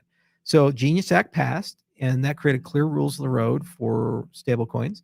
And the next step is the Clarity Act, which is the market structure bill. And there's a lot more work to do. And so what we've been doing is working with everybody, Senate Banking Committee, the House. We've been working with the trade groups, joining some of them, working with them shoulder to shoulder to basically get the language to a point where we have something that's workable as an industry. And the good news is we've gotten the language where it needs to be. The bad news is the Democrats are doing what they always do. They're peeing in the well. I don't think they can stop it per se, but they're drinking the Kool-Aid. So there's been some things on the Republican side that have not been helpful. Trump coin was not helpful. World Liberty was not helpful from a perspective of changing the narrative. In December, the narrative was crypto should be bipartisan. One of the reasons Harris lost was she was anti-crypto. Now on the left, crypto equals Trump equals bad. Trump made $5 billion from crypto. Crypto's corruption, blah, blah, blah. That's their talking point for 2026. Right. It's going to be a major part of their campaign. So the leadership of the Democrat Party, what they did is they told all their rank and file members, hold the line because we want to use this as an issue next year to attack Trump. So if you guys vote and get something passed, then you can't really then attack Trump because you passed the bill, his bill. So unfortunately, it created much more complex politics, and we're working hard to navigate our way around. Not everybody on the left is super fucking cynical and a political troll. Some people do realize this is a $10 trillion industry, and it could be an American industry, and it can create millions of new jobs. And arbitrarily and capriciously punishing an entire industry because Orange Man bad is not good policy. So if more reasonable people are starting to do that. Unfortunately, like the Elizabeth Warrens, they're vastly unreasonable people, and they always will be because they're bought and sold by the institutions. Right. So there's not much we can do, with that side of it. So I've been working hard with a lot of people. There's been a lot of ups and downs. It's been confusing sometimes, Jason. I've had yeah. The crypto czar thing was confusing. There was a lot of confusing stuff with Mar-a-Lago, ADA in the reserve. It's confusing. It's like it's been a wild fucking year. Like every 2 weeks we have ups and downs, but directionally it's actually going the right direction. We got a lot done. Getting already one law passed and have a second law ready to be passed. Government shutdown didn't help either, and it slowed everything down. Mm-hmm. And unfortunately, there are a lot of ETFs we're waiting on getting approved, and Jesus, to be pushed. Oh my Lord! You got the ETFs. You got the DATs. The DATs didn't help. They just too many of them. They traded above what they should, and now there's some blowback on that. So there's just a lot of that's going on, and it's complex, creating complexity with things. Yeah. So, do you have any cornucopias lands yet? By the way, are you into cornucopias yet, Charles? They wanted me to invest, and they offered, and there's going to be some collaboration probably when we do Quantum Hosky, and we get that through. There was in 2022, in 2021, a huge NFT and GameFi push, and that all kind of died out, and then it all went to memes. And Solana was clever; they became the meme coin chain, and it resurrected them. But then all the memes died out after Trump coin killed it. That was kind of the straw that broke the camel's back, and we're not seeing the same love and excitement and joy of meme coins today. So for GameFi to survive, there has to be something about it that is an actual game. Mm-hmm. You see, it used to be we're a crypto first, we're a game second. And you play to earn, and who gives a shit about the mechanics? Like, you're here to make money, token go up. And that model failed completely. So now if you're going to be an actual game and you just so happen to have a crypto component, well, the crypto component should enable the gameplay and make the gameplay better in some way. But you have to build a game. It has to be a compelling and interesting use case and experience for a game. So the challenge for Cornucopias is, how do you build an open world MMO that's both beautiful and useful and doesn't feel like a plastic wax museum? Yes, have you checked it out recently? There's some cool stuff that they've done, and pretty amazing. And tomorrow's going to be a really big day. I'm just going to hint you in on that. Yeah, and that was their big challenge for years and years and years. They focused a lot on making it pretty, and Unreal Engine and state-of-the-art stuff, and a lot about making it scalable, and they've gotten past that slump. Now they're working on the usability, the experience, and actually making a compelling, interesting social experience. And so I think that, they have some good days ahead of them, and we would like to collaborate with them as when we do Quantum Hosky. Quantum Hosky is gonna airdrop to a lot of different token holders. I know a lot of people in the CNA space were angry that they didn't get an airdrop from Knight. Only ADA got it, but the CNAs didn't get it. So I'd like with Quantum Hosky to, for certain select tokens in the Cardano ecosystem, give them an airdrop of the Quantum Hosky stuff in addition to other ecosystems. So I think that's one area where we can partner. The other thing is cross partnership, where we can take elements of their game and put it in our game and vice versa. And we'll have a treasury system in Quantum Hosky that buys tokens and other things. So I think there's some paths of collaboration there, but we'll negotiate those on a case by case. Sure. Yeah, I'm super excited. Tomorrow's it really is going to be a huge day, and I think that some of what you just talked about will be reason for you to tune in as well. Now, this is a little more personal, and I have a list of questions that I came up that I'm like, I want to try and ask these questions for myself and for the community. But you do so many different things, right? Outside of just crypto. I mean, you've got your glowing plants, obviously. We see sometimes in videos. You have your medical facility. You have a lot of these other things going on, and I'm curious if you've been able to or have plans on using, for example, like your medical facility for building improving use cases for things like Midnight. Obviously medical records and all of these things, like, are there ways that you're able to use your medical facility to kind of demonstrate how this technology can benefit the medical field and in efforts of like attracting more? It's a lot of fun, man. We got a lot of shit going on. I got the ranch. We do synthetic biology work. The Black Hawk is starting to do some really cool and interesting things. It started with Hurricane. By the way, thank you for that. You were the guy who said, "Hey, get your ass over to North Carolina," and we did. We sent the Black Hawk out there Immediately. You just said I'm on it. I was impressed by that, dude. Yeah, I said let's fucking let's fucking figure this shit out. And so we sent the Black Hawk out there, and we ended up flying Don Jr. and a whole bunch of other people. It was a great experience, and it helped a lot of people. We moved generators and medical supplies and tons of stuff. But the medical facility, I think, is the family legacy. My dad's a doctor, brother's a doctor, grandfather's a doctor, was a doctor, he's dead now. Uncle's doctor. So like that's the family business. And when I first went to college, that's what I started studying. And then I said, I should be a mathematician. And I transferred from Metro to CU Boulder. But there was always a desire to do something in healthcare. And the reason why I didn't end up committing to healthcare was that healthcare system is horrendously broken. It's multi-trillion-dollar Leviathan that gives no fucks at all about whether they actually cure you or heal you, and a lot of fucks about how to extract as much value as possible from you. So what I wanted to do was, from first principles, build a clinic from scratch, make it the Mayo Clinic of Wyoming, best doctors, best equipment, and learn how to run a healthcare system in a way that's patient-centered as opposed to money-centered. The other thing I wanted to do was build a biotechnology company with that. And that biotechnology company would actually look into next generation cures, not treatments. I was so angry with the pharmaceutical industry where everything is a copy of a copy of a copy and everything's a treatment and nothing fixes your problem. You go to the doctor, you say, "Doctor, my dick don't work right." "Well, take this pill. It'll kind of sort of maybe do that for you. Can you just give me something to fix it?" No, just take this pill. "My back hurts." "Well, we'll give you a back surgery. It's not actually going to cure anything, but we'll just give it to you."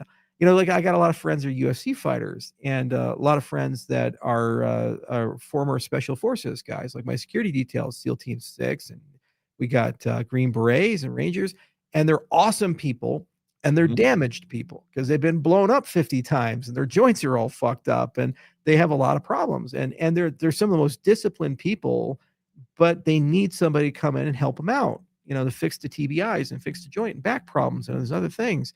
So I said, let's do a biotechnology company where we do stem cells and exosomes and we worry about regenerative medicine.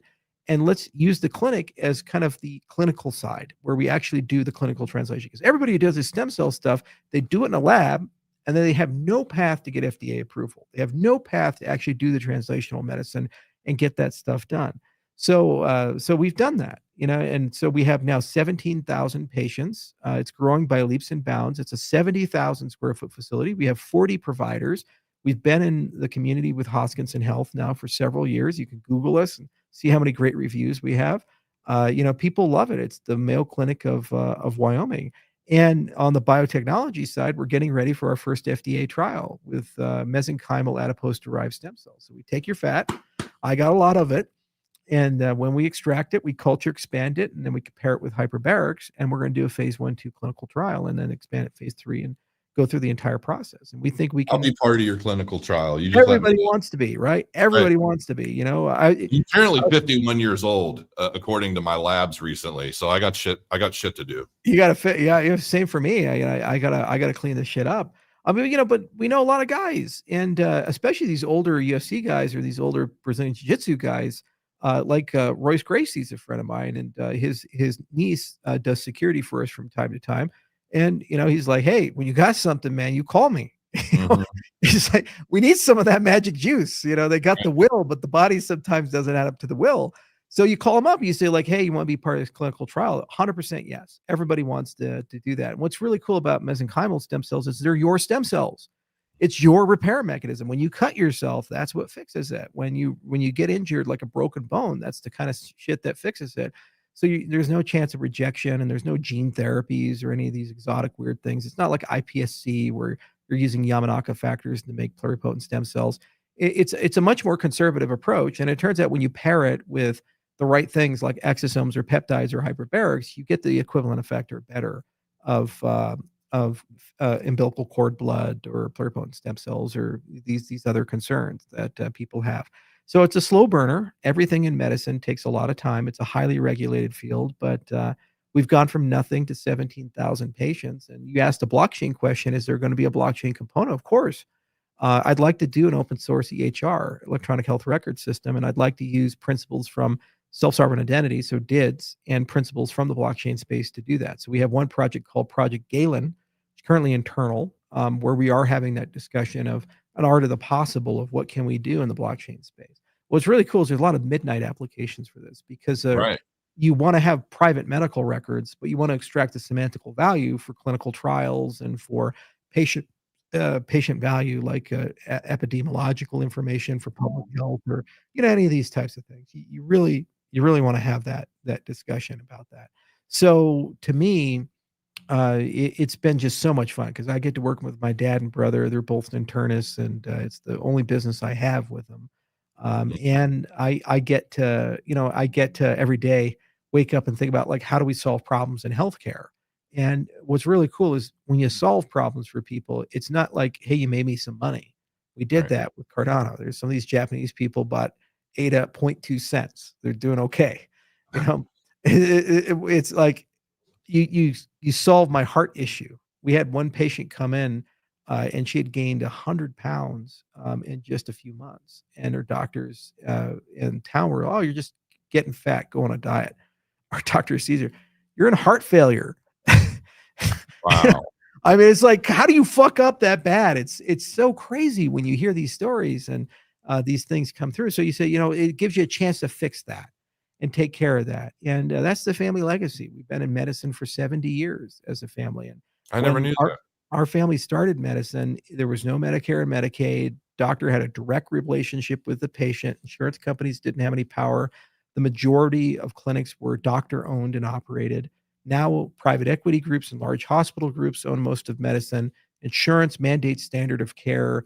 Everything is hyper bureaucratic. Every doctor is terrified to actually practice medicine. There's a ton of uncompensated stuff in medicine. Standard of care is terrible. And so it's just not the system that the family signed up for. It's not the system that people become a doctor to be.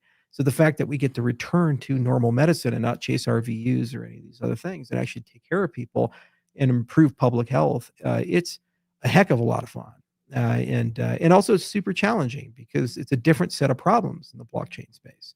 It's an old industry that's well understood, with a lot of rules and regulation and a conservative nature about it. In the crypto space, it's a new frontier industry, not a lot of rules, and everybody's aggressive as hell.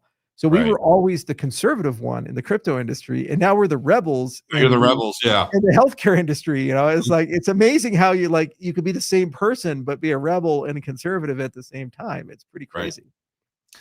So that's all good news. I assumed as much. As a matter of fact, I'm sure you're familiar with Rashad Evans, former UFC champ. I got him into Cardano fairly recently, a few months ago, and every once in a while he'll drop me a text and say, "Hey, what about this? And what do you think about that?" And at some point, I'm going to have him on, and we're going to do some edumacation on Cardano and blockchain overall to help Rashad out and a lot of his. He's a good dude, though. He's a very good dude. He was one of my favorite fighters back in the day. I'd actually met him years ago, and he says he remembered, but I doubt it. But anyway, yeah. What I guess and I'm curious what your take is on everything that just happened. Like, do you have a take? Is there anything that you might be familiar with or know that maybe we don't? Because I'm still befuddled by the whole thing. And Oh, you're talking about the collapse? Yeah, Yeah. so much happened so quickly, and it seems like there's a different narrative anywhere you look. So what happens with these bundled products is that you get a market that's too interconnected, and the left hand doesn't know what the right hand's doing, and then one little thing causes a domino effect. We saw this in 2008, where you had all these dark pools trading, and people didn't realize there was all these CDSs, and because there wasn't a consolidated book, it became really hard to know that people were over leveraged. So when one thing failed, it created cascading failure throughout the entire market. So here's what happened. Trump tweets something, it destroys the market temporarily. Bunch of guys who are on the long side get liquidated, but they have to force sell, and that lowers the price. Then another bunch of long guys get liquidated. Then another bunch of long guys get liquidated. And then they just walk the book. You got $40 billion in liquidations. But nobody planned this, so they're not selling in a strategic way, like a TWAP or through OTC or something like. It's a forced, in some cases, algo liquidation. They're selling best available price, and so when the book runs out of liquidity, you're done. So Bitcoin had liquidity, so they just took it on the chin. They're like, whatever, it's Tuesday. But a lot of these smaller cap coins, they had like a $200-300 million buffer. And once that buffer is gone, then boom, it collapses 20%, 30%, 40%. Now you have a rebound. You notice how the markets came back up, and that rebounds there. The problem is they don't come back to the place where we started. They come to a slightly different plateau, and you got to rebuild that liquidity. You got to rebuild the interest, and you kind of walk the book back up. So a full recovery takes about 6 to 12 weeks after something like this happens. And if you have no good news, now if you have good news like clarity is passing, things look good. Why were so many people long? They were long because there was a belief in the market that the Clarity Act was going to pass in October, November. So people said, well, hang on a second here. If Clarity passes, that means every institutional player and the Mag 7 can enter the space. It's like billions of new users, trillions of new dollars, cocaine and hookers forever. People are like, this is going to be the Giga Chad bull run. And so if everybody's timing that, they're expecting a 50-60% rise in the markets overall within like a 6-week band. So they went hyper long. They didn't go just like slight long. They went long on leverage. Then all of a sudden, the government shutdown and the Democrats doing their thing slowed down Clarity. Combine that with concerns over a trade war with China and the markets getting hammered and liquidity exiting there. Those two factors together created a cascade that damaged everything. Now there are some open questions like, well, wait a minute, we saw some shorts come in a very suspicious timing, with some very suspicious market mechanics. That shit happens. CoffeeZilla's got a great a podcast he just did on it, and you can watch that episode. And he can. I just started watching that actually. Yeah, I like him. Yeah, and that's what happens when you got a leaky ship. Okay, if you got a situation where the people making big decisions talk in too large of a circle, some people overhear that and they take advantage of it. But those are scavengers; those aren't predators. Okay. They take advantage of a direction, but they don't cause the direction. Right. The direction's caused by big ticket things. And as long as Trump is tweeting, I'm going to enter a trade war with the largest economy in the world, and we're going bare knuckles with these guys, the S&P and everything else is going to get hit, because it's so hard to know what's going on in the economy if the factories of the world are now made inaccessible to you. I got it with my brother, a small business called Hosk Brew, just as an example. Okay. And we manufacture Nintendos and Nintendo games and all this retro gaming stuff. It's like homebrew for Nintendo. Okay, so we have no idea if it's a profitable business or it's a business in the red when Trump does this stuff. Because when there's a 100% tariff on China, all the inputs that go into the Nintendos we build and the game cartridges we build and these types of things, they go up 100%. So if you have a 60% margin, you go to a negative 40 just off of that one thing. So are we exempt? Or are we not exempt? What's going on here? It's like just our prices just double for our entire business. We have no idea. And that's one small example with a million businesses in the United States. You could be in construction. Where's all the drywall come from? Where's the steel come from? Where do the PVC pipe? If there's a 100% tariff, does that mean that my cost of construction is going to double? So how do you as a construction company bid out? How do you say, hey, I'll take this job for $350? You have no idea because you could end up having $700,000 in material cost after the tariff comes in and takes effect. That is the downstream consequence of that. So what do people do? They pull their money out of the markets. They get conservative. They don't do business for a little bit. And you knock yourself into a recession when you create this type of uncertainty. So there are prices to pay playing chicken with people. There really are. Now, after you do it, then people price it in and we figure out new ways. And, 6 months to a year, things get better. So if you want to do that, you can do it, but either shit or get off the pot. Right. Okay. Don't pussyfoot with it. You can't be half in, half out, half in, half out. You got to take a step back and you have to say, okay, what is the policy? And within 6 months to a year, we all adapt to the policy. We all live there. Biden sanctioned Russia. You can't do any business with Russia. It was shitty for Europe for a little bit because they bought so much stuff there, like all the oil and things. They figured it out. Now that they got to figure it out, they got to figure it out, right? But it took a year to figure it out, and that's the policy. And so, what would have been bad is they're like, okay, this week we sanction Russia, and you can't buy oil. Next week you can. This week you can't. Next week you can, because you don't know what the rules are for this entire thing. So that's the broader macro problem with what's going on right now. We just got to get past that. And I think Trump can't do that in 2026 because of the midterms. He can't go blow up the economy. Right. I think what he's going to do is do as much posturing as he can, get it all out of his system, and then he's got to do everything in his power to wax the economy so it looks good for the midterms so he can keep his political power. So what does that mean? He's got to get the Fed to cut rates, and he's got to do everything in his power, make good trade deals and all this other stuff. Get them all signed, get them all done. So worst case scenario, it's going to linger until Q1, but then it's got to stop. And then the economy will get better. So I actually have my own little theory and I didn't put anywhere. And you'll probably think I'm crazy and say, Crow, you're crazy. But a part of me was wondering, how there's obviously been a real big effort. And this is just hypothetical. I know nothing, but I thought it was very interesting that it happened around the, with this shutdown and the goal being to pay the troops. And I a part of me wondered in the back of my mind, I wonder if this was a way to generate a little capital to pay the troops to buy some time. Because then all of a sudden, after this all happened, then somebody comes out and says, I'm going to go ahead, stop doing this shit. I'll pay for the troops. You don't have to play these games on Twitter and everything else. And, you got this guy over here and that guy over there. The word on the street was Elon Musk who made the offer. Every 2 weeks, it's about $8 billion. Right. I looked, yeah. I'm like, well, 200 million isn't enough to pay the troops. So no. That's scavengers. Scavengers always take advantage of shit. Happened during the Clinton administration, happened during the Bush administration. Look at the insider trading right before 9/11. That's crazy. People don't want to talk about that. Yeah, people don't want to talk about that. But if you look it up historically, there was some stuff there. There's some insider trading before the Iraq War.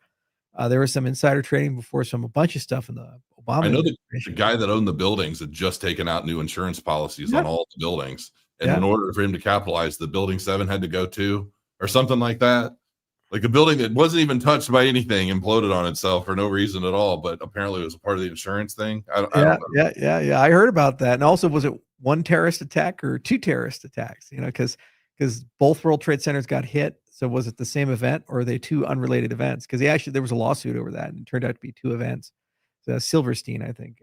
It's oddly enough, my old house, 2 houses down, the guy who owned the airline or the flight school that apparently those terrorists trained in.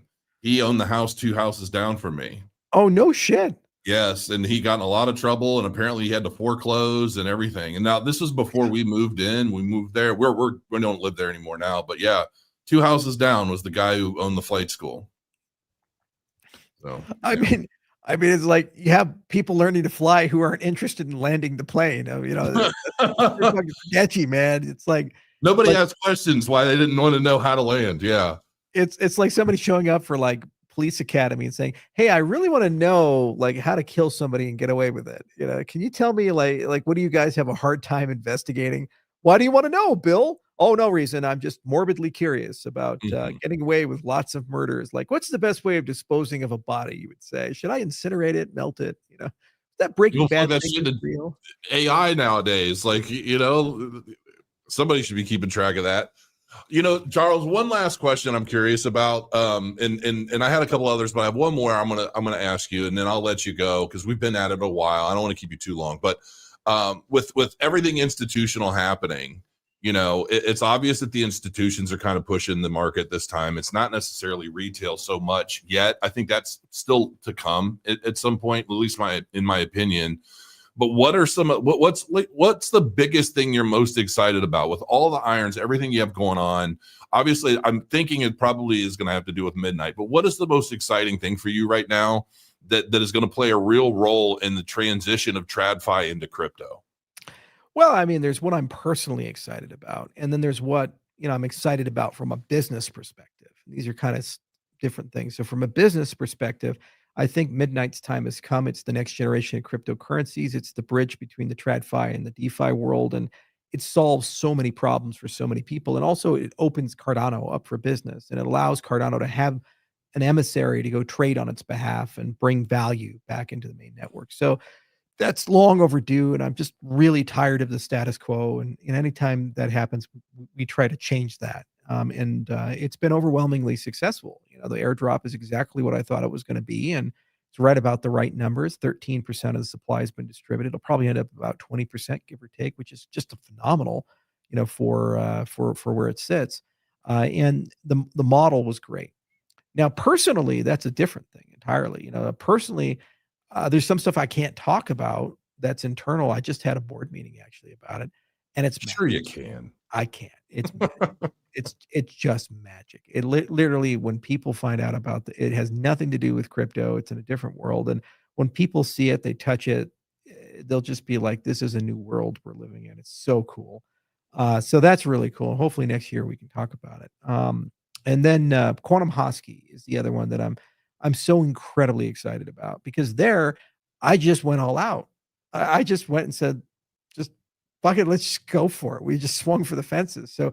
So we literally have an MMO, it's a video game, massive multiplayer online video game, where it's embedded in a 4-dimensional space. Normally you have X, Y, and Z. We got fucking W. It's a 4-dimensional space with quantum computing stuff, with AI, brain computer interfaces, actual dish brains, human brains in a dish playing the video game with you. It's so crazy. What did you just say? I know, right. Cortical Labs is our partner on this one, and we got a few of these CL1s. So we have dish brain computers inside the game world, and a non-Euclidean geometry, and it's just nuts. We are just swinging for the fact. We even have a quantum beacon in the game using a quantum random number generator, a photonic quantum random number generator that changes the game world. You can mine with your mind in this game. You can use your brain with a brain computer interface, and you put like an EEG headset on, and you can like make blocks with your brain. I mean, this is so crazy, dude. It's so out there, and so to be able to do that, where we just say, just take every assumption out. I don't give a shit if we make any money at all. I don't give a shit if successful or colossal failure. Go big or go home. And working with Trim on that, who's also a mathematician, is just a phenomenal experience. I love every bit of it, and we've learned so much in the process. And it went from kind of a fucked up, impossible thing to we actually know how to do it. And it took a year, but we actually figured out how to do it, and we're actually building it now. And has it been a year since you first brought that up? Yeah. Well, there was a lot of internal conversations. Then we kind of exposed it to the community, and Then we took it on a roadshow and all this other stuff, but it's going and actually turning into, like a real project, and Yeah. we're actually asking the questions like, "How do you deliver this to market and bring other things to market?" But that's you gotta have stuff like that, because it Right. gets so boring if it's always the same fucking thing, like token go up, token go down. MAU, TVL, transaction volume. It's like it's important. Yeah, it's the broccoli of business, but you can't do that again and again and again. You have to do new things. Right. And the fact that I get to do new things, and we get to experience new things, and the fact that I can still get to do that within the Cardano ecosystem is phenomenal, because Quantum Hosky will be in the Cardano ecosystem, and it's going to bring all these meme coiners from different ecosystems and GameFi people and metaverse people into Cardano, and it's a completely different lens than the lens of Midnight or the lens of Bitcoin DeFi or any of these other things. It's a different world, and it'll be a partner chain, just like Midnight is. And so every year, I want to do something like that. I want to swing for the fences and do a crazy project and bring it on in. And if you're in the ADA ecosystem, you'll be part of that. You'll be part of that origin story. That's what keeps it fun. That's what keeps it exciting. You have to be willing to take a risk and take a chance. I wish overall that people would be a bit more empathetic and understanding, and I wish overall that people would not be as mean. The big challenge that we have in our industry is people have become way too comfortable saying extreme things. Right. There's a world of difference between Way saying, too "I don't think it's gonna work," to, "I think this person's a sociopathic, psychopathic, evil scammer, who's a pathological liar, and he has accomplished nothing and done nothing." Okay, you're the troll, I'm the billionaire. I've done some things in life, okay? I was there in the beginning in this industry. I've followed the bouncy ball all along. A lot of my competitors are in jail. Some died. They've all had lawsuits and other issues. I'm still here. I run 1,000-person company, okay? And we're still relevant. We're still talking. We're still pushing. You may disagree with what I do, but have some fucking respect, for God's sakes, and Right. stop with the extreme language. And so that has gotten so bad, and more than half of the people that you see now are bots Oh, I online. know. I see them Yeah. in the chat right now. It's every one of them has a long string of numbers after their name, and they all love you to pieces. Yeah, and they're all fucking bots, man. Right. It's And insane. yeah, I just did a video on this. It was called "Bots, Bots, Bots," and AI slop. And so the challenge with that is that you can't convince them because they're not real. Right. So how do you have a conversation where the other side of the aisle has been programmed to do nothing but defame you, and there's no consequences for the defamation? So we're looking at the end of social media. We are going to have to invent something new in transition. So that's going to be another product that we get involved in. It's going When to the be all products about are ready. digital ID at some point. Yeah, As much as we want to avoid it and we see what's happening in the UK and how they want to utilize it, digital ID is I'm actually for it because of stuff like this. Actually one of the team members of Cornucopias built something for me years ago to get all of the bots and the bot comments and stuff off my channel, and it worked. And I won't say who, but somebody shut it down and said that basically the scammers and the bots have rights too. No, I'm not kidding. He showed me a screenshot of the because he tried to challenge it and say, no, this is fine. This is how it works. He had to demonstrate it, and they basically said, no, you can't do that. And in order for it to work, he had to use a part of the conglomerate's system, and they said no. And yeah, like they are actively trying to keep a lot of this stuff happening. yeah. It's just because they make money from it, because they don't want to admit that half their customers don't exist. They want to broadcast they have 600 million customers when they actually only have 300 million customers, and they want to broadcast their engagement rates where 90% of the engagement is bots. Right. So you need to start building a human-centric web, and I think that's the only way is using blockchain. So I encourage people to check out that video, but that also excites me that we can solve that problem. That's a big problem. The agentic commerce problem is a big problem, and the human web is a big problem, solving Human that web. problem. I love that term. Yeah, I it's do. like the human part of the internet. It used to be 100% humans. Right. Now it's half humans, half bots, and by 2030 it'll be 95% bots and 5% Yep. humans. The vast majority of people just aren't real. And it's deranging people. It really is. Because if every interaction you have is in a certain direction or negative or toxic, your brain isn't built to know, implicitly that that's not real. It thinks it's real. And so what happens to your brain is you start reacting accordingly. Mhm. And every study that's come out of major universities shown that this is causing like a mass neurosis, Mhm. especially amongst Gen Z and Gen Alpha. You can't talk to a 100%. Gen Z kid anymore, man. They're No. fucking crazy. Yeah.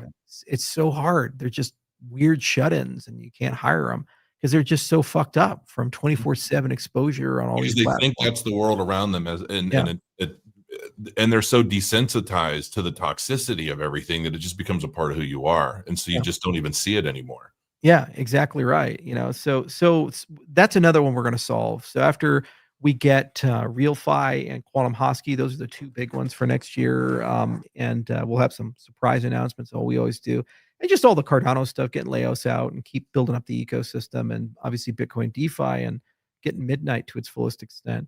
That's one we're gonna start very aggressively looking at, is how to roll up a lot of concepts like DIDs and prediction markets and veracity bonds and AI and proof of human and all this other stuff to create a human web, a human internet. And Lace is a really good launching platform for that because it's built into the browser. It's easy to use. You can launch into kind of a bespoke social network with economic agency behind it and have real conversations with real people and actually have perfect forward secrecy for off the record conversations that don't get recorded forever by dystopian governments and used against you 10 years later and Mhm. shit like that. It's so bad. There's backdoors everywhere. There's no privacy. It's just so bad, Yeah. especially if you understand the technology. Like we have all these cryptographers and information security people, and we understand how it works. And when we see under the hood how bad the surveillance state has become, Google knows your daughter's pregnant before you know. Mm. Google knows you have cancer before you know you have cancer. It's so crazy the amount of information these companies have. That has to stop. And you can't solve it in one protocol. Midnight gives you your privacy back, but then you also need an interface layer for social networks. So that's going to be a real fun one. And then I'd love for you to own your own customers. You're a content producer. I want every person who watches you to be your relationship, not YouTube's relationship or Twitter's relationship. Used to be that way. Used to be that way, yeah. Right. But now they can deplatform you at any time if you don't talk about the COVID vaccine the right way or whatever, then Right. suddenly you're gone. We all Yeah. saw that in 2020 and 2021. Well, Charles, it really has been a pleasure to have you back, man. It's been a while. Don't be such a stranger. And anytime we're in the same neck of the woods, we'll have to go close down that bar together. Yeah. And Well, come up to the clinic one of these days, especially when we get the stem cells a little further along. I know you probably got some old fighting injuries you want to get treated, and we can chat and I show you everything there. And one of my buddies actually opened up an MMA gym there. It's going to be called the Forge. So if you oh, want to roll nice. with him, he'll roll with you. We got a lot of people in that community that want to come over and hang out and do hyperbarics and stem cells. I bet you do. It sounds great. When you first brought it up to me, I'm like, I definitely need something like that. Just from being so big. Even fight history aside, just being such a big dude in my late 40s, I feel everything. It's even hard for me to roll jujitsu nowadays. Honestly, I feel like a cripple the next day. Yeah. So and then my wife wants to go out to Colorado. She was just in Denver for a dance competition. So at some point she's like, we have to go out. We have to go out there. You have to see it. It's actually really nice. So I don't know. Maybe someday we'll end up taking a trip. Yeah. But All right. yeah, man. Hmm? We'll see you soon. Okay. Yeah. Thank you very much. We'll see you guys. Thanks for joining us, everybody. Until next time, crow your coins, and we'll see you tomorrow with the Cornucopias team. Some really, really big stuff is happening tomorrow, and you can't wait to see it. Until next time, crow your coins. See you guys soon. Cheers.